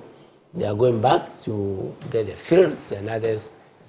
Ghana became a lower middle income country on account of an expanding services sector, which is now larger than agric. On account of one oil field. Before we could get to 3. Yes. We had moved from a low-income country to, a lower middle-income country, right? So these 2, and then the rebasing of the GDP as a consequence is what made us a lower middle-income country. Okay. If we bring in, now we have 3 oil fields. If we bring in a 4th, a 5th, depending on quantity, even above 100,000 barrels per day or whatever, we are going to become an upper middle income country. We are going to lose more grants and more concessional financing. And so we might as well bring back the bond markets, our domestic bond market, manage it well, through, the sinking fund and pay those who want, their money. Okay. We might as well, go back to the external bond market, but manage, the loans we take, very well through these instruments. All right. So you're leaving us the next 1 minute, so why must I buy this book? VAT, Value Added Tax in Africa, the Ghana Experience. Why must I acquire this book? Because VAT is one of 4 pillars of our tax regime. Okay. The first is personal income tax. Sorry, the first is income tax. Yes. Which we pay as personal because we are employees. Corporate income tax, which Metro as a corporate body, pays. Everybody pays unless the law says that you are exempted. Every worker has to pay. Right. Okay, or you pay at lower rates than those who earn more. VAT is the opposite. Okay. VAT is not on income. VAT is on consumption. Right. And in principle, like personal income tax, it must cover, your consumption. Unless, in our collective wisdom, we exempt textbooks, we exempt analgesics, basic unprocessed food, yes. So one, it is for its importance. The other two quickly are import duty, and then excise, which are punitive or protective. Okay. So we are talking about one of the pillars. In some countries, VAT brings in more revenue than the corporate, income tax. And in some cases, the reverse. The second reason is that there's been a lot of distortion. Yeah. And we are going to be doing a major review. Right. So this book gives you an insight. Into the history from when the first attempt was made. Kumi Prekum came in, we suspended, reintroduced it, and we have distorted. That's the word, distorted a simple VAT regime with a lot of levies and the rest. So how can we get out of this to make it, the money machine? Please remember to invite the former president, Nana Addo Dankwa Akufo-Addo, to the launch of this book. Oh, definitely. We will invite he was part of Kumi Prekum. Anyway, so this book is a treasure of knowledge and inspiration. That's when I met Nana Addo and we remained. Oh, really? Yes. Interesting. I was a coordinator for them. Okay, so this book is a treasure of knowledge and inspiration for practitioners, academics, and scholars. It's my expectation that it will inspire future generations to pursue bold and courageous reforms to improve the African condition. Honorable Kwame Pepra, former Minister for Finance, Republic of Ghana, he authored a foreword for this book. Yes, that's because instructive. I mentioned Professor Mills, Dr. Botchwey, and the rest in my first book. This one brings him into focus because he was a minister who took over from, Honorable Dr. Botchwey and successfully introduced the VAT. Wow. I see. And he has obliged kindly to me. Yes. Oh, yeah. Why is he doing it? I'm sure he's doing well. Anyway, so he's we'll around. grab a copy He's of around. He's actually around. Yeah. We'll all grab a copy of this book. It's VAT, Value Added Tax in Africa, the Ghana Experience, authored by Seth E. Tekwe. He usually doesn't use the Emmanuel, but yes, that's the man in your shorts, Mr. Kwame Pepra. Hey.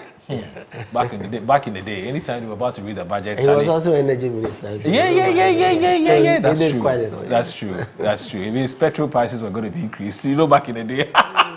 Anyway, so Honorable, thank you so very much for your time. It's been wonderful talking to you, and please don't make this a 9-day wonder. From time to time, please, would like to have you here. Join us to update us on. I don't get invitations. Oh, Annie says you're too busy. Annie says you're too busy. Anyway, so thank you very much. So, can we keep this copy? Yes. Okay. I actually want to. Oh, yeah. You should read it. You see, Yeah. Thank you. Thank you so very much. Have a good day, sir.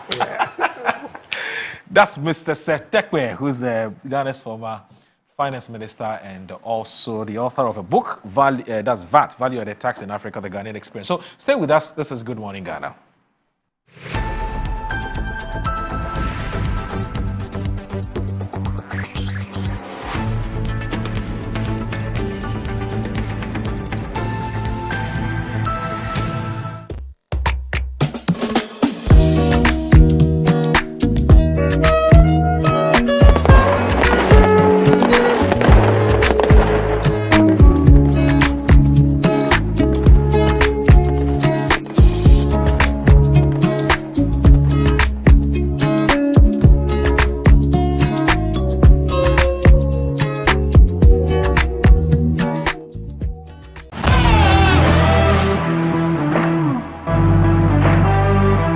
biggest car center in Ghana, offering unparalleled round-the-clock service in autos and accessories. Nadam Autofix is the biggest distributors of used tires in Ghana, offering first-grade second-hand car tires of all rim sizes at both wholesale and retail prices. We are also the leading name in car sensor diagnostics, corrections and sales of car accessories. We excel in car washing and detailing with state-of-the-art steam engine washing machines that keep water away from your engine, ensuring a clean, healthy and responsive engine. Nadam Autofix, the first name in servicing, car accessories and car washing. Visit us today and experience the world of class difference. Find us today at Asoridaho, directly opposite Dansoman KFC and the Shell filling station. For more details, you can call us on 0503 244 266 or 0535 339823. Nado Motofix, Wukwain Sunyonko Papa. Wabedum Tamaso J. Watch it, na learning. Missy, watch and learn. Makwaya Mabesisia. A bozig. I can say no ya konati and the more drink woman. Hey, but I didn't mean. Oh, sorry. She knew her old days. Eji, Dabio, baby womb. Ready? Hey, baby womb. Ah, Aji! I'll cause some discomfort. Ah! Uncle! Sorry, well, Uncle, where would the dad? Why your funeral? At your phone for Arrowfield Trading. Sorry, it killed them all. No mum share Nanda Daya was mosquito call is to do a munumu. Na say spray with them, sir. Chaisima a dronum and sana ko dynamo. And Kratoi FDA Ajatum.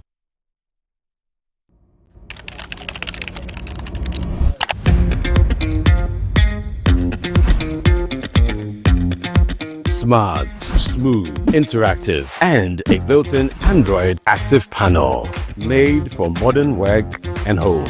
For corporate clients and university students, enjoy top quality 10th generation Toshiba laptops built for performance, power, clarity, and speed, all in one desktop.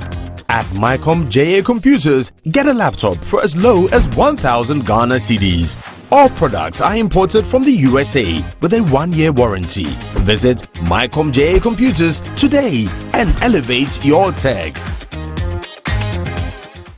MGL Logistics and Supply is your trusted partner, providing seamless solutions for all your procurement needs. From sourcing products to managing imports and exports, we ensure smooth and efficient transactions every step of the way. Whether you require goods from across the globe or need assistance in exporting your products to international markets, we got you covered. General trading is at the heart of our expertise. We specialize in a wide range of products, catering to various industries and markets. As a trusted dealership in building materials, we provide high-quality products that meet the demands of our construction projects. Additionally, we act as manufacturers' representatives, connecting producers with distributors. Our expertise in logistics is the backbone of our operations. We plan and execute transportation and delivery of goods, ensuring they reach their destination on time and in optimal condition. MGO Logistics and Supply, guaranteed satisfaction. Where to get Polytank? Oh, and you're right. Go straight. No, I want to left, right. That's right. Ghana na yewono. So we need Jomwa and a data. Who knows? Abe, na here. Me pe Polytank ato. Enu ti na menu ya ba you pe ya be na ba you. O food to bia e de enjoy ye kura. Akuya bulambo kotoman. Emu ha. Like they take you by so. Came to me the go to the distributor and you give the original Polytank. You get a sound? Polytank, Papananka Sankasa.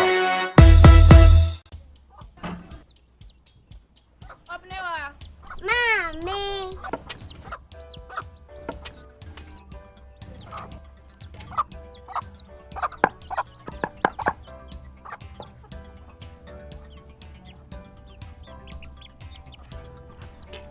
Michelle say, fe.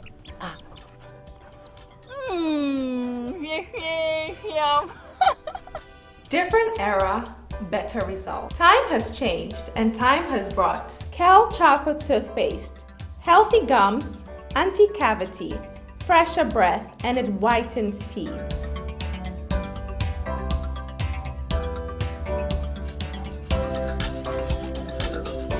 Kel Charcoal Toothpaste. Sankofa. Yenchi. Kel Charcoal Toothpaste. Happy smile.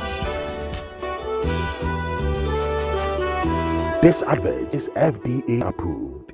Buy affordable service plots and lands from Estate Masters.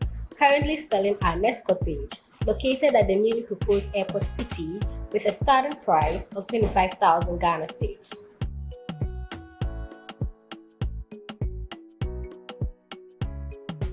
We also have Palm Hills, located at Panfukuro in the Gomwa East District, also with a starting price of 15,000 Ghana cedis.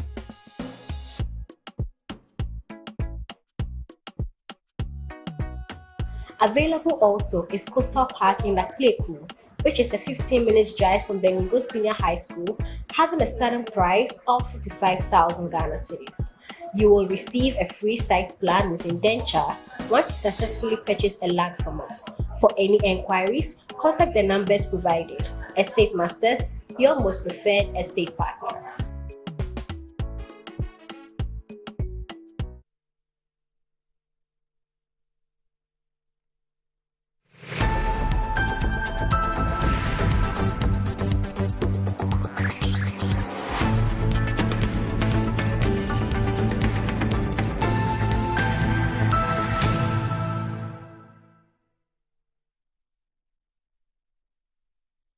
All right, so you're still live on Good Morning Ghana on Metro Television. So joining us this morning for our conversation time, and is a man who's a medical doctor. He's also a former MP. I'm talking about Dr. Dickson Adomakun Kisi. He's a former member of Parliament for Anyaso Tuom. Good morning, boss. Thank you very much for joining us on Good Morning Ghana. It's always a pleasure. And also a man who's a private legal practitioner, but also a member of the NDC's legal directorate. I'm talking about Kojoga Adawudu. Victor Kojoga Adawudu. Good morning, sir. Thank you so very much for your time. All right, so let's go straight ahead and look at the what happened yesterday, where we're told of some 62 radio stations were shut down by the NCA, and we saw what happened with the president's intervention. It's been captured in today's Daily Graphic. And Dixon Walanyo Duche is reporting that 62 frequency modulations radio stations that were shut down by the National Communications Authority over regulatory violations have now been granted a 30-day grace period to rectify their breaches or risk having their broadcasting rights formally revoked. Hours after being shut down yesterday morning, President John Dramani Mahama intervened, ordering the immediate restoration of the affected stations' broadcast authorization.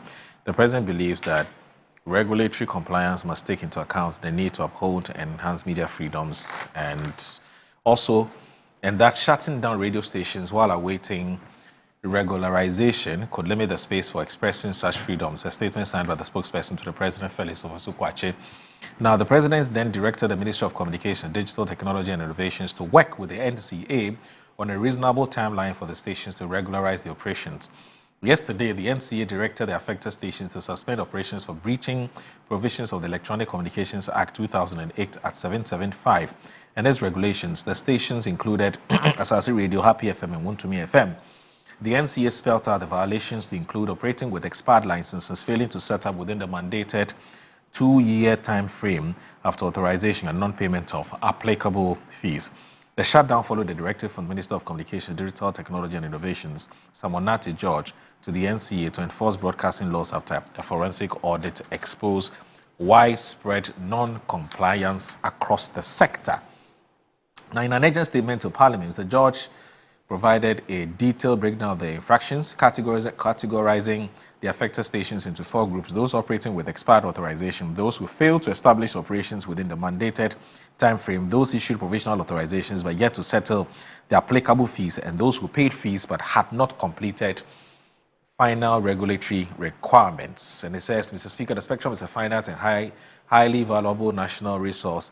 It is a public good held in trust for the people of Ghana, the minister said, stressing the importance of upholding the law while ensuring fair access to the airwaves. Now, You know, when I heard this yesterday, I said the more things change, the more they remain the same. So, we've been here before, haven't we? Let me start with you, Dixon. Well, or perhaps let me try to start with Kojoga because you know because of the president's intervention and all of that. I mean, Kojoga, we've been here before. Yes, but there's obviously a difference. There's a difference. We may be comparing apples and oranges. Right. The difference is in that, yes, there would always be regulation. There will always be law that will expect everybody should comply and abide by the law. Yes, the law has been made. It's not that every time there are violations. It is expected that there will be violation every time. That's why when the law, there's violation, it attracts sanctions and punishment. And it is something that has been, all of us, we know. Right. But sometimes when it comes to this, the human face or understanding the situation. Because when you are a leader, even there's uncommunicated feelings that you must be able to understand. Even what the winds will whisper, because you are leading people, you should be able to understand.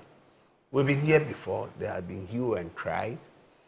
Yes, people due to financial stress or other circumstances were not able to comply.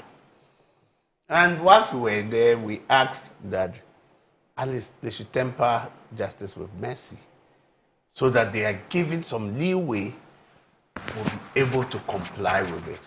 But it fell on deaf ears. It was difficult and political connotations, undertones were imputed into it with all, and it was given all slants. You know, perception is everything. That maybe because they belong to the other side, the political divide, that station, their orientation, so they were not given that. To the extent that even some had to go to the electronic tribunal.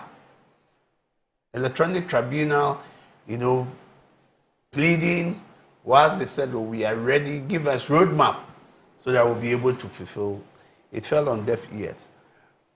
But at the end of the day, I think what came up was there was some negotiation, some consultation, and it was all within the political space. Because I remember what happened was when it became critical for some government appointees to be approved, it was one of the key issues that came up that we are ready to make a trade-off. And which people behind did not understand some of the trade-off why people were approved. It was some of the reason was that we'll be able to restore. But in this situation,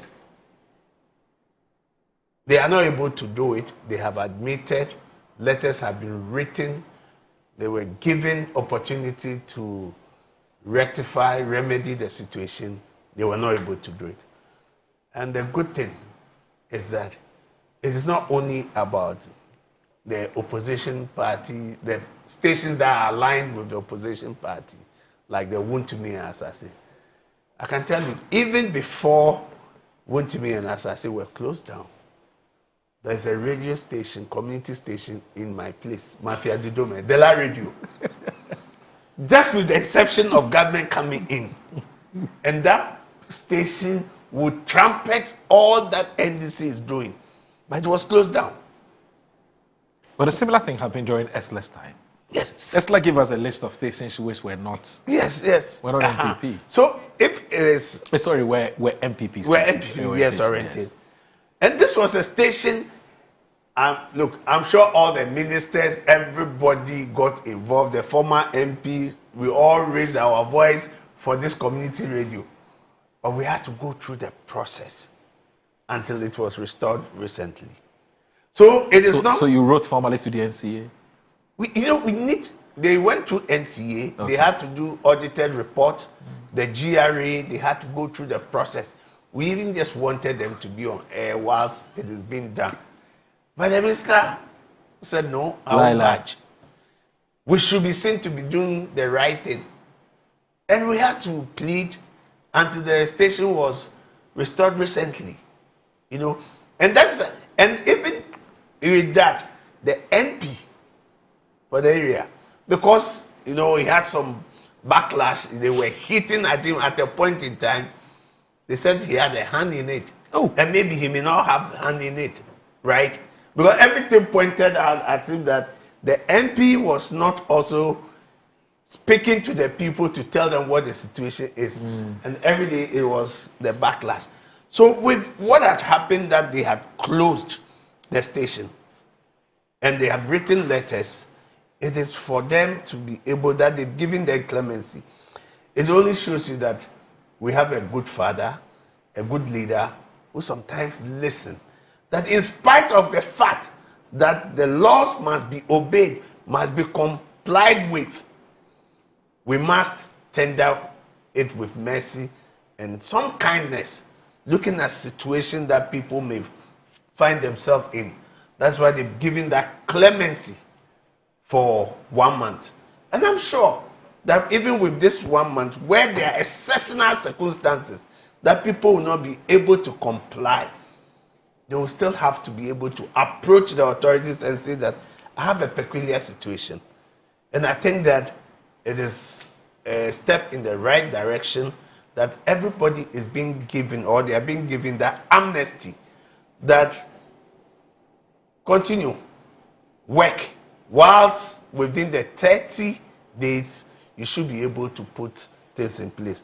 For me, I think that the president has done very well, so that there will not be that perception that it is payback time. Yes, we are in power now. We've also found them at the wrong side. Sorry. We found them at the wrong side. What they accused us of, they are doing the worst thing. So it is time to punish them. I think that President Mahama, with his Christian principles, that pay not evil for another evil, are things that has guided, that saying that, look, yes, they are wrong, there have been violation, but I don't think this is the way we have to go. And I say, Mr. President, thank you. It is not only the NPP. You've shown that you care for all of us, whether NPP-oriented station or NDC-oriented station. But the good work that they are doing, and the press freedom. You see, the moment you attack the press, there's press seizure or censor. I think that you want to gag people, you want to gag their voice. I always say that we always need, like the piano, you need the black and white to give you a harmonious tune, right? So whether it is black and white, we need it. And we pray that Mr. President have more wisdom to chaperone us, to lead us, so that we are not seen that we want to pay evil for evil. That is what I can say for now. Dixon. Yeah. What was going through your mind when, in less than 24 hours, we saw something happen differently as compared to what we witnessed in the past? I mean, were you happy? Were you sad? Were you embarrassed? Were you ashamed? I'm wondering what the feeling was like, and how do you, what's the best adjective that can capture that or can define that? Well, let me thank you for the opportunity to be here. Your viewership, undisputed, one of the best in the country. So anytime I'm here, I'm very excited. Thank you, thank you. And I must also commend you. I think Metro TV quotes us appropriately when we depart. I have problems with media houses where when you leave, the quotations are a misrepresentation of what you actually talk about. But before I start, let me say that tomorrow the U.S. Army will be 250 years. Yeah. It was created in 1775, June 14th. And that is a huge number of years, 250 years. Remarkable. Indeed. I admire the U.S. Army for very good reasons. Discipline, which we lack in our country. Discipline. Anyways, with regards to the hula baloo of radio stations, TV stations, let me start off by admitting that His Excellency is a very staunch believer in communication. I mean, I think he started off as a minister handling communication in this country. So prior to that, I mean, assemblyman and all of those things, yes. But he's known for his contribution in that regard. And I must say that I think that is one of his strong areas, if people care to know, communication. Now, I must also admit that I was troubled to find out that the Asasi radios and the Wuntumis had regulatory challenges. I was troubled by that. I hold them in high esteem, and invariably, I think their issue can be looked at like a tax holiday, where sometimes government delay in taking taxations for 5 or 10 years to help the industry grow. Granted, this is not the same thing, but it looks more like they were having a grace period, enjoying a period without paying for their regulatory fees. It has its positives and it has its negatives. The NCA certainly does not work in a vacuum. A lot of the equipments they provide for this to happen are expensive, admittedly. And technology is not cheap at all. Every day in and out, in terms of the satellite that they use, in terms of the frequencies that they use, very expensive. So I appreciate the fact that they want their money now and not tomorrow. And be it as it may, whether we like it or not, I remember vividly when Radio Gold was shut down, and the rumors and rancors, and to the extent that I think that even this administration appointed and disappointed somebody because of his role in the Radio Gold saga, and that is news within the country if you have your ears on the ground. So the history of the closure of Radio Gold cannot be, as it is, divorced from what happened yesterday. And knowing the likes of Sam George, and let me say that Sam George sometimes can be a firebrand, and he's showing a lot of youthful exuberance. And in that sense, I think that though he convinced the president to take that path, the president, looking at some of the conversations and chatter in the Ghanaian community, decided to, as it is, extend the wait for 30 days. Actually, what happened was he informed the president that he was going to go ahead with this decision. And the president said to him that, as somebody who believes in the or strengthening institutions and allow institutions to do their job, go ahead and do your job. Apparently, he had no inkling. He had absolutely no idea, per what Sam George is saying, that the president was going to take a counter decision to pardon these media houses and to give them time for them to regularize it. But I'm saying this because the impression that the statement you said earlier created was that the president was tempted to tell Sam George not to go ahead. That's what I'm saying. That's the impression I got. So all right, if that's what you got, sorry about that. I mean, I understand that he agreed to let him do his job. Yes, but based on the chatter after the After the fact. operations were done. Then the president said that, you know what, let's extend by 30 days. Being Oliver Twist, I think I would have hoped for 90 days. Okay. But that is a different discussion. Right. And I have some other key reservations, and I think that I wish if I could ask George if there were, I know of letters from the NCA requesting payment, but I haven't heard of letters informing them far in advance that in 30 days your service will be shut down. And I think that if there was a letter given to these media houses, it would be good to make it public. Yeah. Because I believe that these media houses, communication is key now, and you don't off their switch because of the contractual arrangements they have with many of their advertising companies and things like that. Right. And in fact, this single act can cost, I mean, you are in the media domain.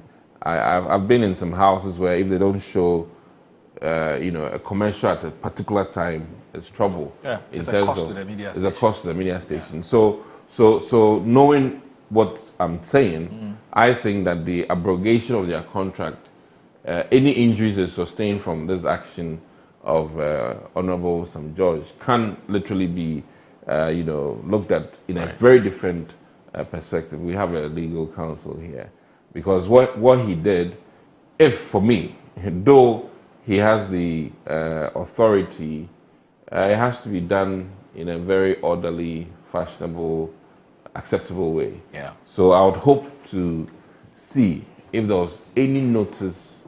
I agree that there was notice of non-payment, but was there notice of closure?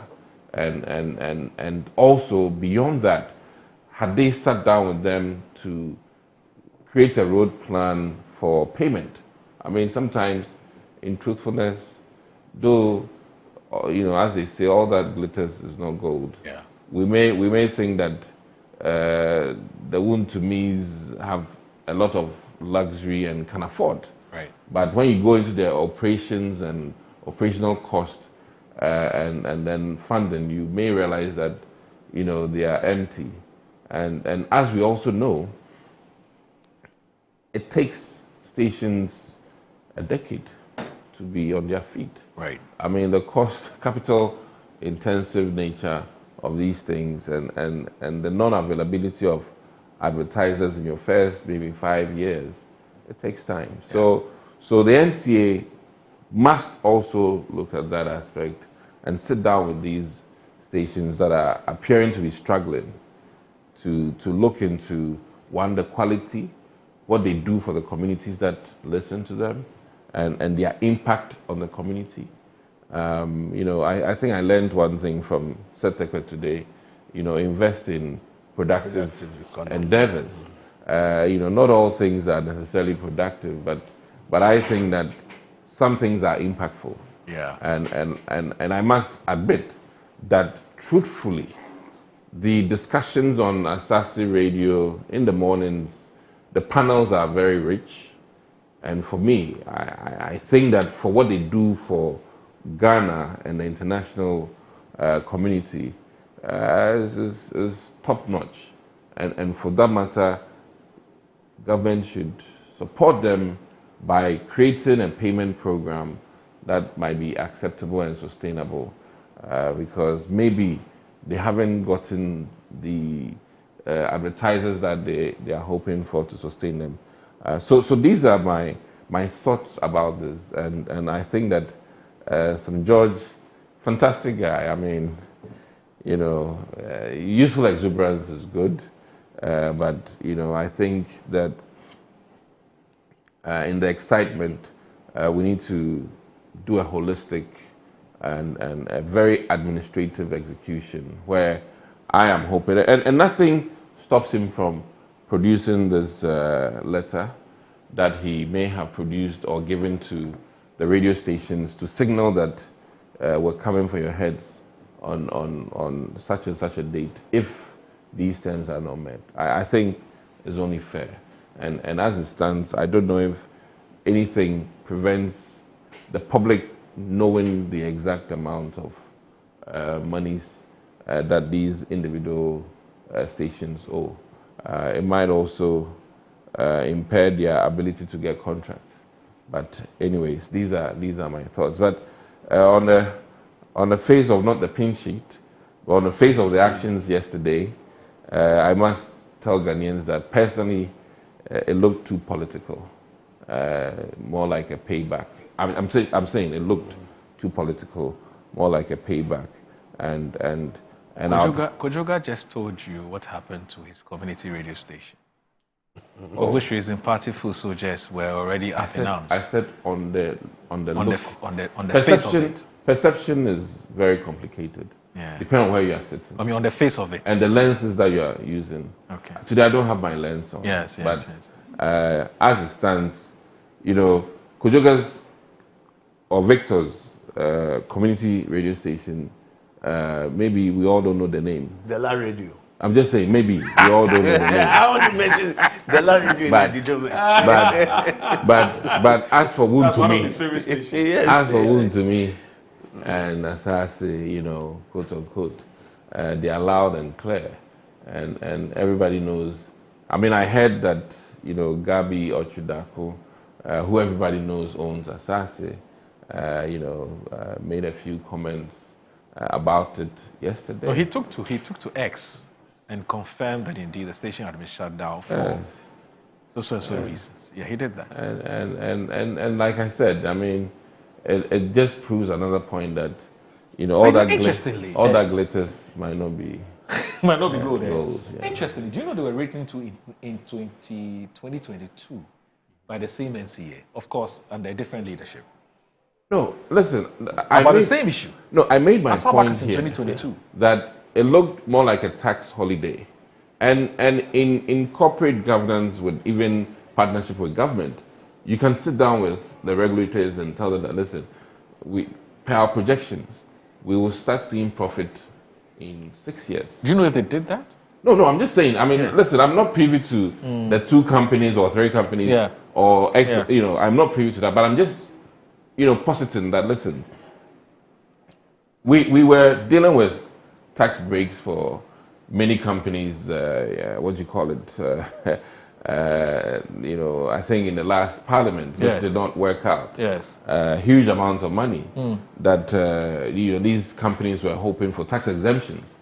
So that same arrangement, though contractors need exemptions for equipment. Yeah. The radio stations and TV stations also have equipment that paying heavily for and sometimes must arrange. So this is what Gabi said. He says, yes, it's true. Asase Radio 99.5, which celebrated 5th anniversary Saturday, has been shut down. The general manager informs me it's because the station delayed in renewing its license last year. It was to be renewed by October, but only done in December 2024. That's what Gabi said. Which then even makes this a bit more troubling, in the sense that by this statement, what we are understanding is that payment was made in December. Yeah. So instead of October. Then when change, there was a change. Well, but the payment was made, done, which begs the question. I mean, so then it comes down to the timing of the payment. But it begs the question. Yeah.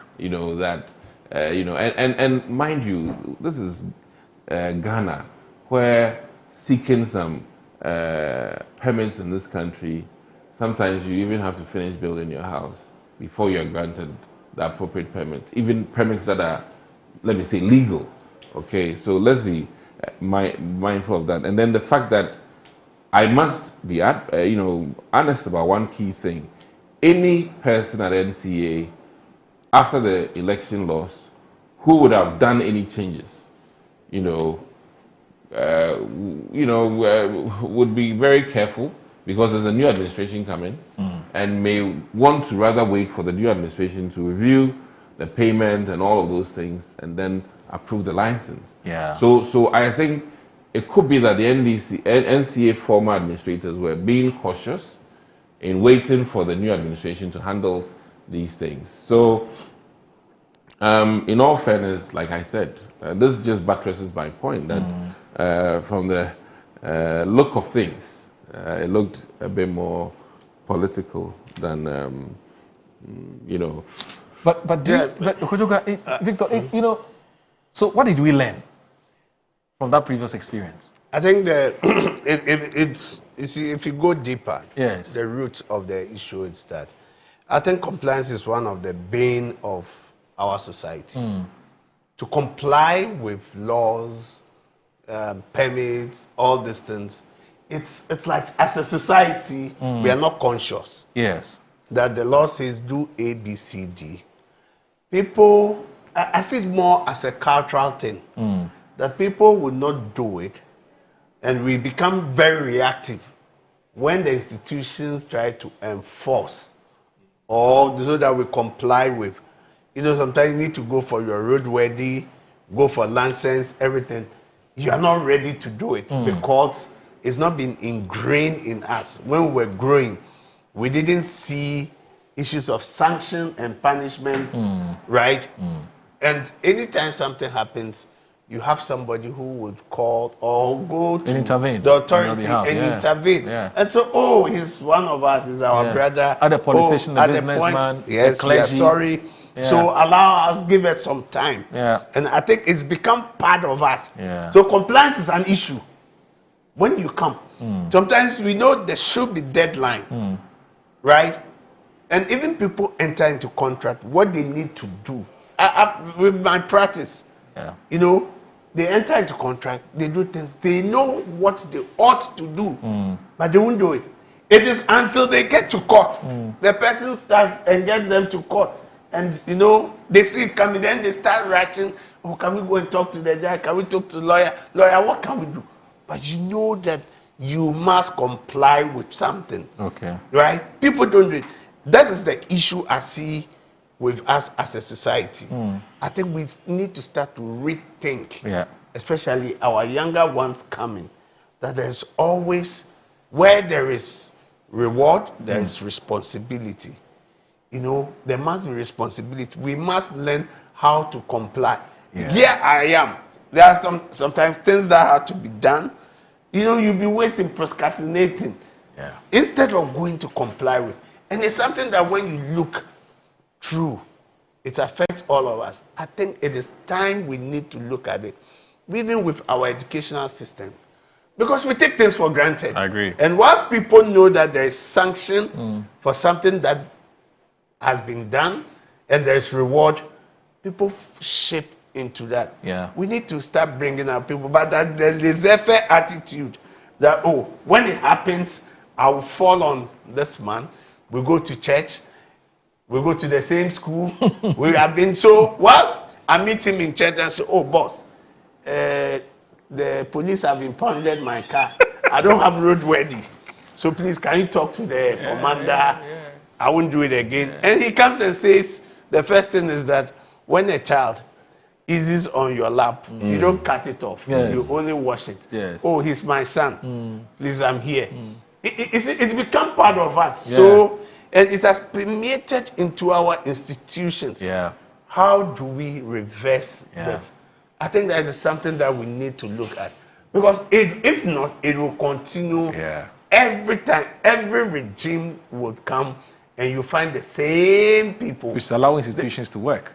We should allow institutions to work. And we should also educate and sensitize people that when you don't do it, there is sanction. Once you do it, there will also be a reward. Right? I think that is where our educational system, I think that we should also look at. We have been victim of it. I'm a victim of it. There are things that I have to comply with. Sometimes I sit down, I don't even do it. Sometimes I've even forgotten that my roadworthiness or my license has expired. Until I'm prompted, then I'll call and say, oh, Chief, I beg you. Or I see the policeman, oh, Chief, I'm sorry, I didn't even know. I'm not going to do it. And let me also chip in one key thing. Not to say too much, but sometimes, even when you've done all the appropriate things, the approval comes 12 months. Yes. 15 months. Yes. I mean, I put in for, I won't call the institution out, but I put in something in 2023. Okay. It's last week that I was called to go and pick it up. So how do you fault some of us, you know? So I think that government should also enhance their services so that people are assured of getting the appropriate approval in a timely fashion. Yeah. I mean, listen, you go, even an ordinary driver's license, it's these days that it's improved. It used to be that many people are even carrying driver's licenses that are not in the system. Yeah. You know, they thought that they went to DVLA, got pictures, everything, and they're holding valid license only for somebody to tell them that you're lying. So government efficiency with regards to ensuring that, you know, things are done in a timely fashion. And as it is now, if we decide to go and audit NCA in terms of their timeliness in you know, approving or renewing people who did everything right, you realize that they will be found wanted. Yeah. And I think that, and I hope that if the minister is listening to me, I'm throwing him that challenge to ensure that those who pay receive the appropriate approval in a timely fashion without somebody going back door to muscle their way to get a pound of flesh from the person before the approval. Those practices are also not helping. Yeah. And this cuts across many institutions in this country where governmental approval is strategically, Ghanaianly delayed. Yeah. For then, you know, somebody to come to your door or home and tell you that, oh, doctor, license here, OBG. Why you've done everything, but I can't remember. What is a memory? Yes. A memory alone is even more than what the government is taking. Yes. And I can throw the challenge that I'll do investigative journalism with the NCA and hope that they are not taking beyond what the approved amount is, you know, by virtue of what government wants. And the most crazy thing, you know, hear me out. If supposing these licenses are 1 million Ghana cedis, somebody sitting in the office wants to take way above even what the government will be taking. And these are some of the inefficiencies in our country. And Honorable St. George should look at that. Maybe it's not even the license that these people are afraid of paying, but rather the pardon of the license. And you ought to ask yourself, if the parties involved, some paid in December, granted it was supposed to be in October, I said, how do you then, or is that somebody was waiting for a memory from Asase Radio? I mean, is that the case? And if that memory is bigger than the government's approved request, is a problem. So, Mr. Minister, Honorable... But see, this whole system is run on Amamreo. Amamreo, you understand? This whole system. But this Amamreo has to because be you see, looked at. People are not being... No, and sorry, I'm not justifying this in any way. But I'm saying that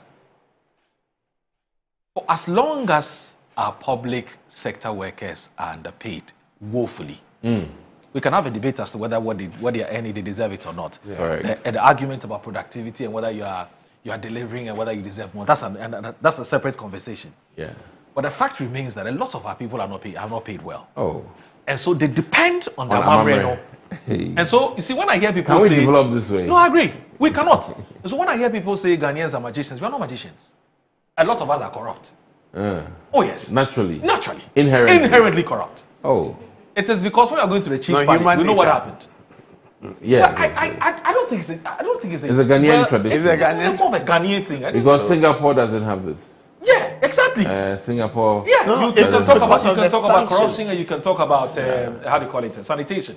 Yes. Those are the two things that a lot of people say when it comes to Singapore. Yeah. You dare not. You can't even later. train Yeah, because there's sanction. We'll deal with you. But it's So- not just a sanction; it's a carrot and stick approach. Yes. They have put in place an infrastructure that disables you from littering. You put there, the things are there. So if you don't dump your refuse there, you would have no excuse if the law gets hold of you. But I'm saying that is the I don't say poverty, is the poverty. You get it? We all complain about corruption. And legitimately so. But the day we fight corruption in this country, we say there's no more corruption in this country, people will die. No, and because people will die. Yeah, but because the economy... It has become the currency of our being. Yes. As a third world country. You see, if you look at the economy of corruption, yes, it's massive. The number of people who live on corruption, and patronize. Because it is believed that you've gotten to a stage where people need to look up to you and they feed from you. So you have no option but to also depend on others who want to influence you in one way or other. But the point I want to make is that, you see, as institutions, we believe in chaos. Yeah. We don't want order. Things are arranged. So we thrive on chaos. Yes. On chaos. Yes. Because when things are orderly, you come and say, oh, it should be here. But he comes to you and the whole room, everything is haphazardly done. He says, it will take me 1 week or a month to look for the document. But he knows where it is. I mean, in the judicial service, dockets get lost. When you do Amamre, they appears. They appear. Yeah. So it's everything. Look, even restaurants these days, the waiters and waitresses are more or less legitimizing tips. Because they always say legitimizing, but it's almost like they are indirectly compel you to give them tips. And the people they will serve, happily and willingly, are those who tip them. If you go to restaurants these days, right? You watch, you can go and sit there for so many hours, nobody will mind you. They look at you. But some people will enter and everybody is all over them. Oh, they said, now you're welcome. It's good to see you, sir. Because you tip 50, 20, 30, or 100. Me and you, we don't like tipping. So we go sit there. I like to tip. Oh, you tip? I'm a bit American, so as for America, it's a cultural thing. You tip. You tip. So maybe and you know, but really, Amamre Yantunchini. Yeah, no, but not this time. But I think that the other thing that it's the reason why we take a lot of things for granted. Yeah, but the things we can do to. I was reading somewhere, maybe with I think the tax, when it came to tax. Yes. You mean with the ICOMs and the rest. Yes. I think there was a point they gave tax amnesty. Yes. People who were not able to comply pay. Yes, defaulters. Defaulters. Yes. Can we learn from such a template? Okay. That when we are to comply with the law, the people you expect them to comply with, can we put in some indicators that if it is a month or 3 months, something pops up or there's a desk that will call you that you are supposed to comply with this. You are supposed to do A, B, C, D. Yeah. Can you, because people forget. So can we have such desks within the institutions that look, when we go through the records, it shows that you are supposed to do A, B, C. Maybe if this is going to expire, driving license. Within the system, they will know. So if it is 2-3 months, can there be a system that I'll be reminded? And I personally even rather believe that, in all honesty, some of our yearly renewals are not necessary. We should do it 2 or 4 or 5, so that these lines and queues at places can be a thing of the past. I hope you get where I'm coming from. Because this yearly renewal doubles the work for government. But if you do it, even 2 years, I think it also comes with an issue of financial constraints. It's not everybody who has that financial muscle, and also it will really help. Yeah, it will really help. No, so for me personally, I think that as people, let's try even every home, and when we start from the family as the basic unit, that you are being prompted. That you have this outstanding thing to do, and you are being prompted anytime up to the institutions. People will come to the realization that I have to comply with ABCD. Now, if you are being given that notice, maybe even 3 months ahead of what you have to do, and you don't do it, and the sanctions are applied, I don't think that we will eliminate that kind of influence when it comes, because we are giving you several notice that you ought to be doing something. And once that has been given, that notice has been given 2-3 times, and you have not done it, I don't think you have a cause to complain or even fall on any of the elders and people, pastors and the imams to go and beg on your behalf, because there will be records to show that we had informed you 3 good times, giving you notice, and you did not do it. And I'm sure that, you know, people, their dignity and their integrity, you go to them for the first, second, they will take you, go and beg on your behalf. But once there is evidence that you were told 3 good times, I don't think they will follow. This reminds me of the police guy who arrested the ECG guy. Yeah. Who then ECG found out the police station owed ECG. You know, and this is a conundrum in this country. You understand? So police, you are ECG guy, and when the ECG got to the police station, they realized that their meter was owed. Illegal. You know, so this goes round, and sometimes government owes you money. You know, I mean, these are some of the interesting stories in this country. And let me not to borrow from some of these banks who were closed. Government owed them, and yet government was closing them down. You get the whole thing. And who was right?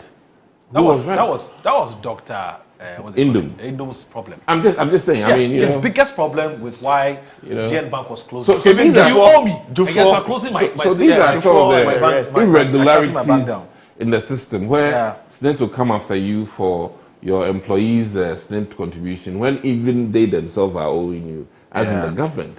You know, so these are some of the irregularities that is worrying us in this country. But be that as may, I like Sam George's youthful exuberance, but it had a little bit of political coloration. And I think that is what was worrying. But you see, when you continue to say this, the youthful exuberance, you know, I have to continue. I think some George that we knew yesterday, and for me, and there's some George we know today. Yes, it's not. I think that they say life starts at 40. Is it because of the boy? No, not because of that boy. You would see. I'm not sure he's 40 yet, is he? I'm not sure he's 40 yet.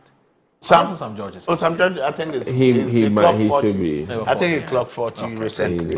He should but do a you party see, then. You see the way he used to be. You know, and now he was a firebrand. Yes. And brimstone. Well, he still is. No, yes, but now you would see that it is not like the youthful exuberance you are talking about. At that time, you think that there's. But maturity is also certain. The way he does things, he communicates. The way he used to communicate is not like how he communicates now. Right. It tells you that he's been given a position of responsibility, and he needs to also act with that. And I think that he's demonstrated that. So if you continue to say youthful exuberances, I have to say that. It is not. So there's some George you knew yesterday. It's not the Sam George. It's the same today. Sam George you want to use to compare. And this is a situation that I may know you as a thief yesterday. That does not mean that you are a thief today. Because people change and things change. Yeah, I get it. So if you judge people on the past experiences, and you may not get it right, it may come with that. So we want to see the letters that you know preempted that they will be closing these stations. That's I'm being as fair as. No, I'm wondering where the youthful exuberance argument is coming from, because how then do we describe what happened in 2021 when Esla Owusu shut down 56 radio stations? I didn't agree. You disagreed. Listen, was that also youthful exuberance? It's not appropriate to say some of the things. You know, I personally, you know, even met with her in the chamber. Really? Discussed it. That I felt that, you know, the Radio Gold thing. In fact, should have been reversed. I mean, listen. I mean, it's unfortunate I'm saying this here. Wow. And she gave me the reasons, and you know, I as it stands, it was an administrative decision, and when cabinet decides, it's not one minister. I mean, that is how it's done. So even if she also held the same reservations I had, she was tied by the fact that majority carried the vote. I hope you get where I'm coming from. So the nuances of some of these things, and I must admit, some decisions are not just sole decisions. You know, but it's interesting. It's interesting we're told there's a cabinet decision because at the time, you know, some of the ministers are also our friends. And the impression we got at the time was that Eslausu was on her own frolic. Oh, well, we even hear that spoken to her, finance minister was also on his own. So that cannot be necessarily always, the fact. If you understand what I'm saying. Yeah. But if you're the minister, you have to own it. Even if it's a cabinet decision. As Sam George owned this one, because clearly he made it very clear to us that he didn't take the decision alone. Okay. He sought consultation, and was given the go-ahead. Please, are you understanding me? I understand you. Once you are the minister responsible for that sector, if a needle falls down, it's on your head. Yes. And that is the way it is. For me, the most unfortunate thing about this happening is that we didn't learn anything. Oh, I don't think so. We didn't learn anything. Because if you, given the public uproar and the backlash, you saw the CSOs, the Franklin Kujos, the what do you call it, Suleiman Abraham's Media Foundation for West Africa, all of them said, look, yes, we agree that the law must work. But let's also be careful about the optics and the impression we're creating. That's what I was saying. That you're not clamping on media freedom. Yeah. And at the time, the phrase "the law is a law" was not there. It's essentially we're being told that look, it's the law. It is what it is. We are passed it in Parliament, so you can't come back and say, and if you don't want the law, let's repeal it. It was just recently now that all of that have been reframed. The law is a law. And Victor is always happy to say the law is the law. Anyway, so Bernard Bona. The law is law. Yes. But at the end of the day, that's why when the law was there, equity had to be developed from the chancery. True. Because they saw that the law was visiting injury on the people can be unfair. Yeah. So that was where the equity came in. That at the end of the day, let's look at it. So the law will be there, but equity will always follow. All right, so Bernard Bona, who's the PNC national chairman. Yeah. And also a former flag bearer of the party. In fact, presidential candidate. No, a flag bearer because he was disqualified. Yeah. Right. So he says it's erroneous, and that's just the response to Dr. Adomah. He said it's erroneous to say that government is clamping down media houses aligned to the MPP because Tumpani 88.5 owned by number 3. Number 3, that's the Honorable Speaker of Parliament. Yes. It was also affected. No, let's not. I guess you said the impression it creates. I said we're not definitely. I said the impression. I'm not. But I give you the example. Greetings to Bernard. It's been a while since I saw him in his towel and Batakari regalia. He doesn't joke. Yeah, he's been consistent. Anyway, so let me also look at this. In fact, Simmons, who is the managing editor of the Accra Times, he sent me a very interesting story where the president was saying that I can't reopen closed down radio stations, follow due process. Akufo-Addo. Yes, and was reported by the City Newsroom, April 5, 2020. I think it's just comparing what was said before and what has happened today. Admittedly, the responses have been different. Yeah, they have been different. That one I have to admit here. So Sani Saliu said this is how TV discussions ought to be done. Very interactive and congenial. Dr. Adomah Okisi is one fine gentleman I admire most. But generally speaking, Ghanaians are not like that. We sniff bribe and we act accordingly. Well, I think it's my outside experience. Some will call it tips, but it's the same. And it's virtually mushrooming in all the endeavors. Good morning. That's coming from Sandy Sadio. I like his messages. Very, very straight to the point and very interesting. So, Dr. Kojechu Mboafo. Okay. Yes, I've given him a title, Dr. Kojechu Mboafo. You know these days, Charlie, you can just wake up and say doctor. But anyways, Kojechu Mboafo. It says, good morning, Moro. President Mahama continues to distinguish himself as a leader who doesn't use the immense power the presidency gives him to seek revenge. So a few years ago, Dr. Adomah Okisi couldn't utter a pip squeak when Akufo-Addo and his Chocho Bucho. No. How you know say Chocho Bucho?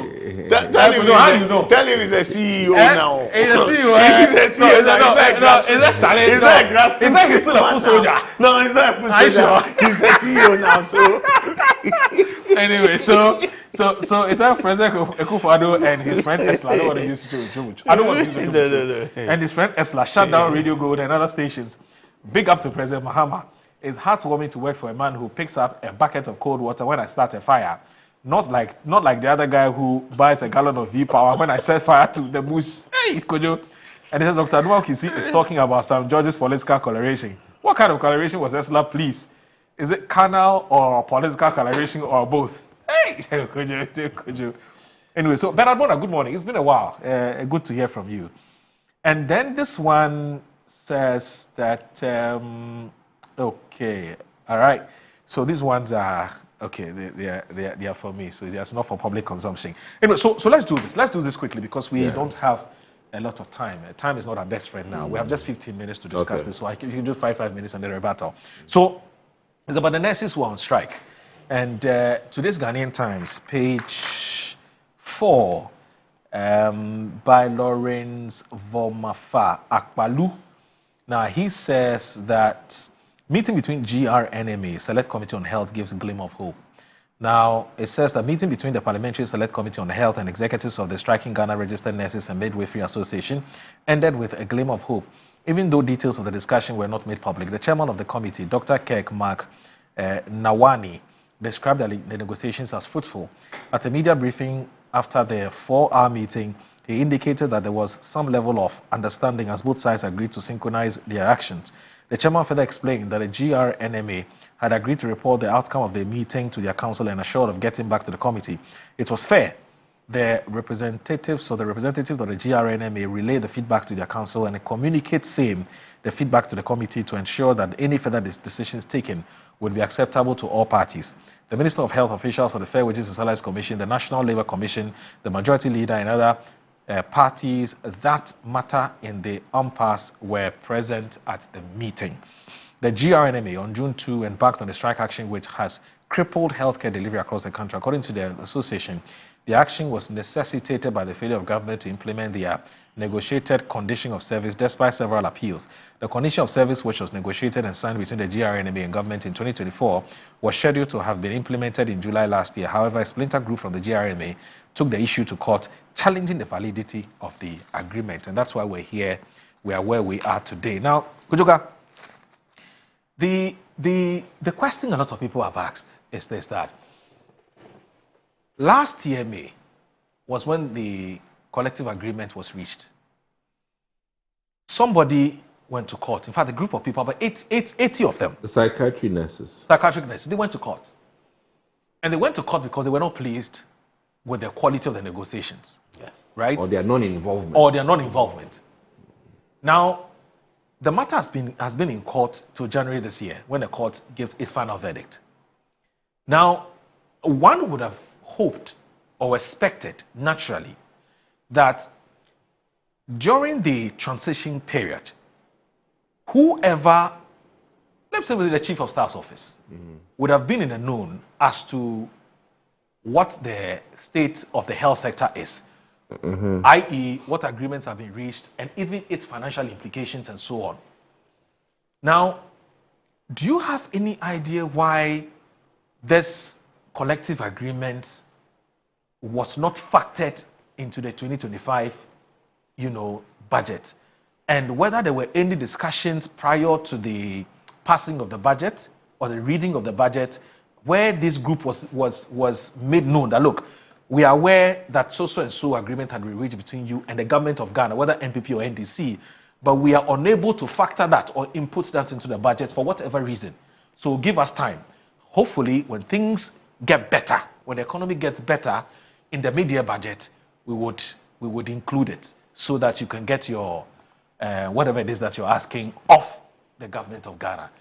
Do you have any information regarding that? Yeah. Yes, Moro. But you get a trust of mine. Yeah, the trust is that whether it was part of the transitional. Yes. So what the government what the government do about it? Yes, I don't think that this were parts of details of issues that were in the handing over notes. Okay. You know, and I've always said most of the issues, the problems that from the beginning of this administration and the handing over, because most of the things that were supposed to have been in the handing over were not there. You know, it starts from when the dismissal, people who were employed, right?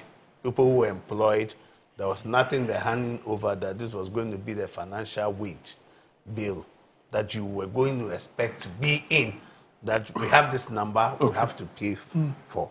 And if you look at the details of like the nurses, the conditions that they have been agreed to, I think that this should have been part of the handing over note to the Minister of Health or the transitional team. But you did not find most of this. So once the budget was being drawn, most of these things were not factored in. Now, I think that for me, from what has been given, yes, government is a continuum. Government is a continuum, so you cannot say because I was not there that this went on. It is something that has to be implemented by government. Right. But I think that sometimes the approach when it comes to some of this strike and the rest is to be able to open up and tell the people. And sometimes it's the way you communicate it that brings the problem.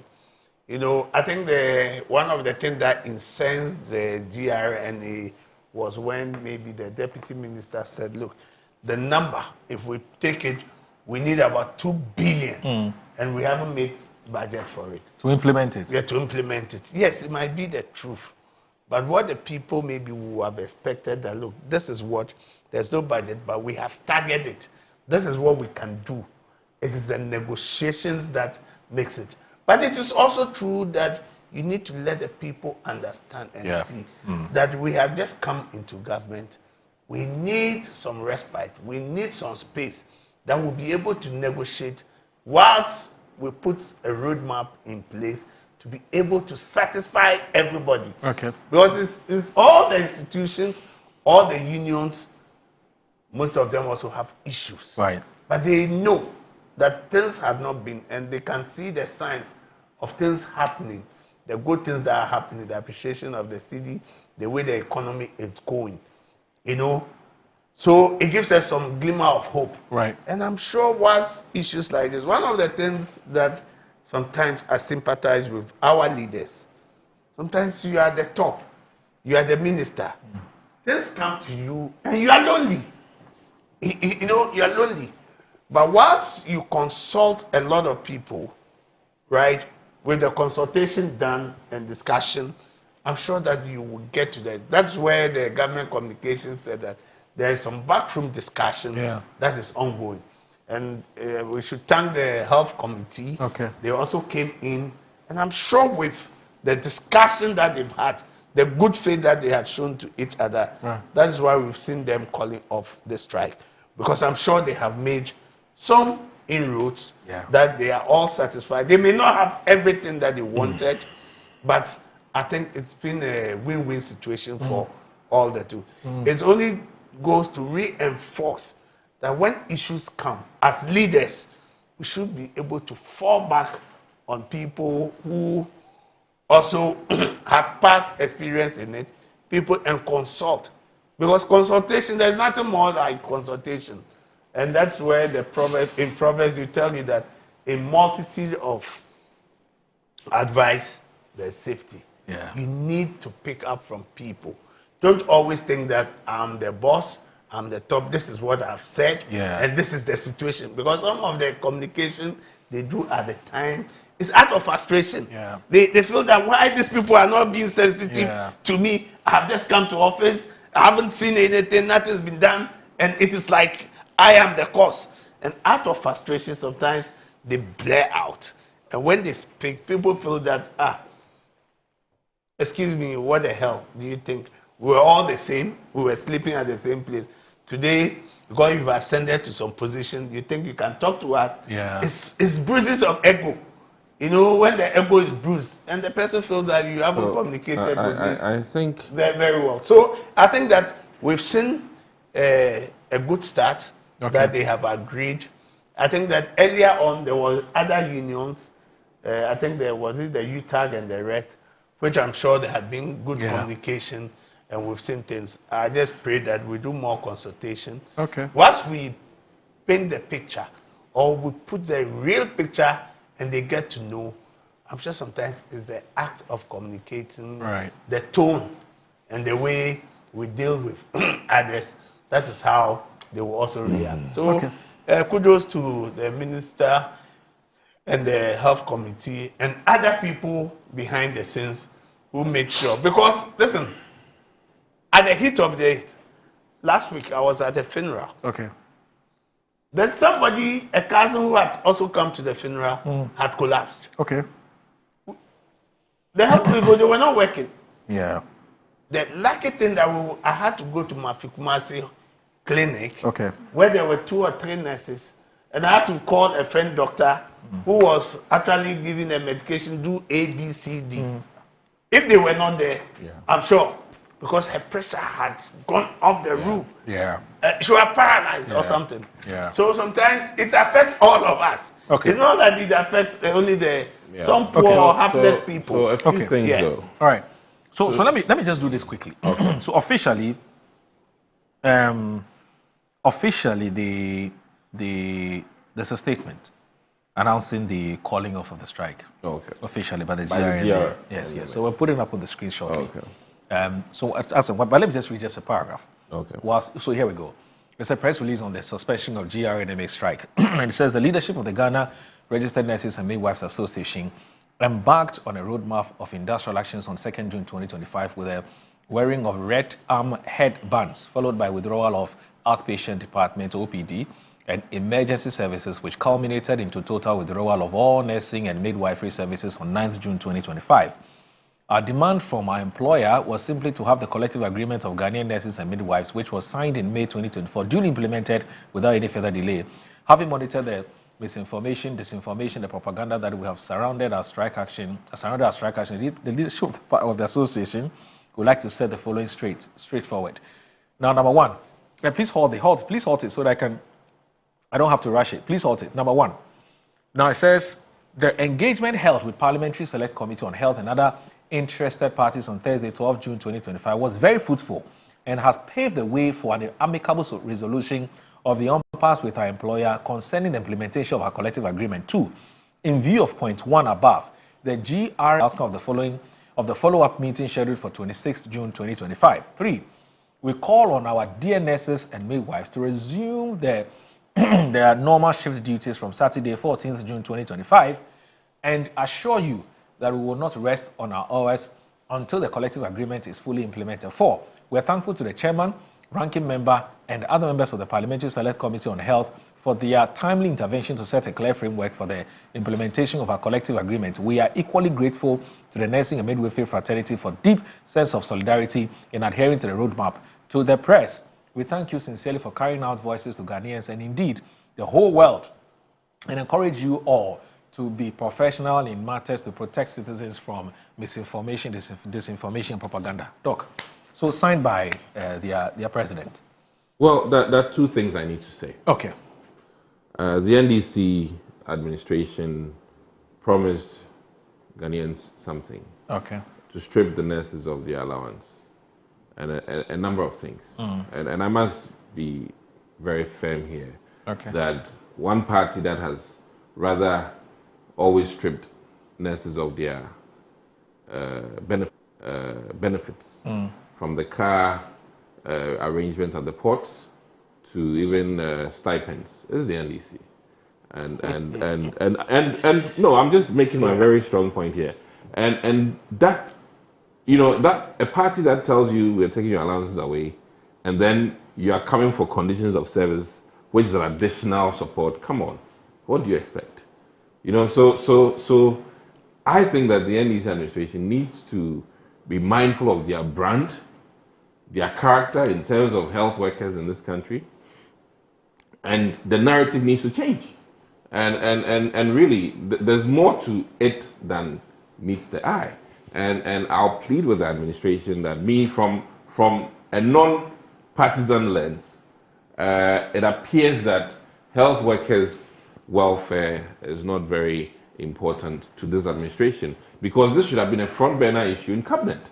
And I must admit that the current minister, Akando, was ranking last year. He knew of this. It's not something that he didn't know.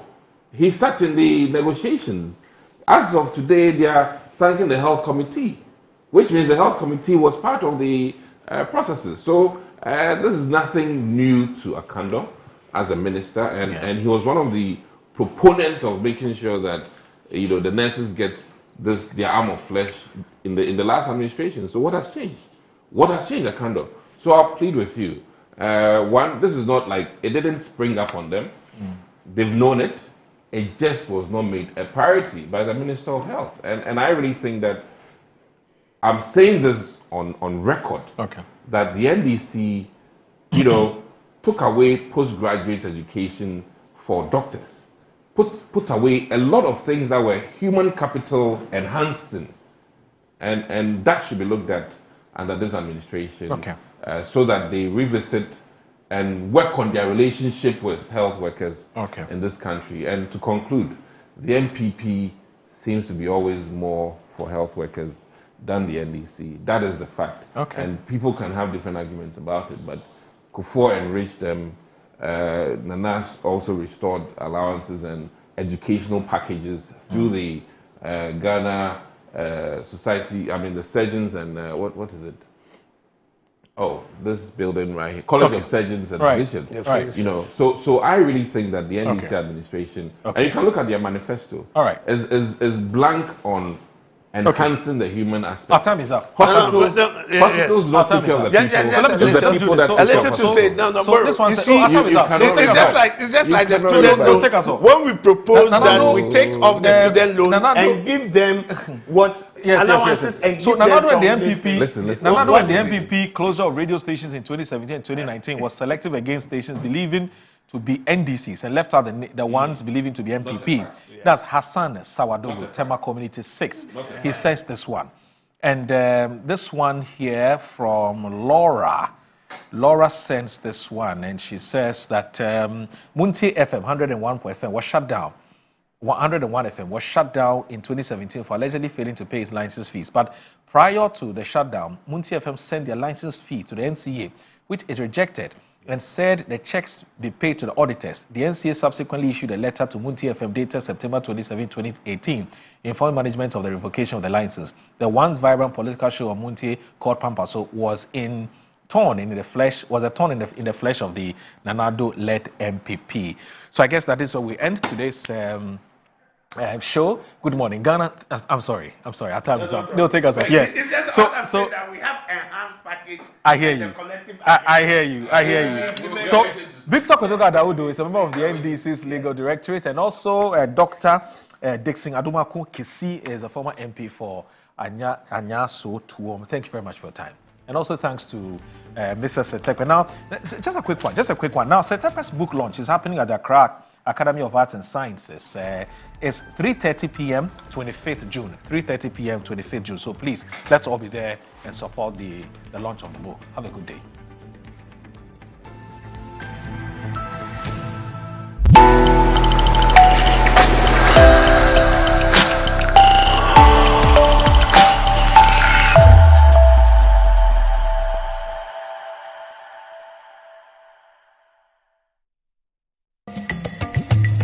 Fifra ye free nyina ye de obedientia de ya fugia ne aduane saasro pintin bi aseda o me de ye di koye mu ne de awie nyina na makuafo modem mo so won fifre so ne nya bidio na so bate aseman Ghana mu a akuafo akoya abo popo obo wasio na so da su kache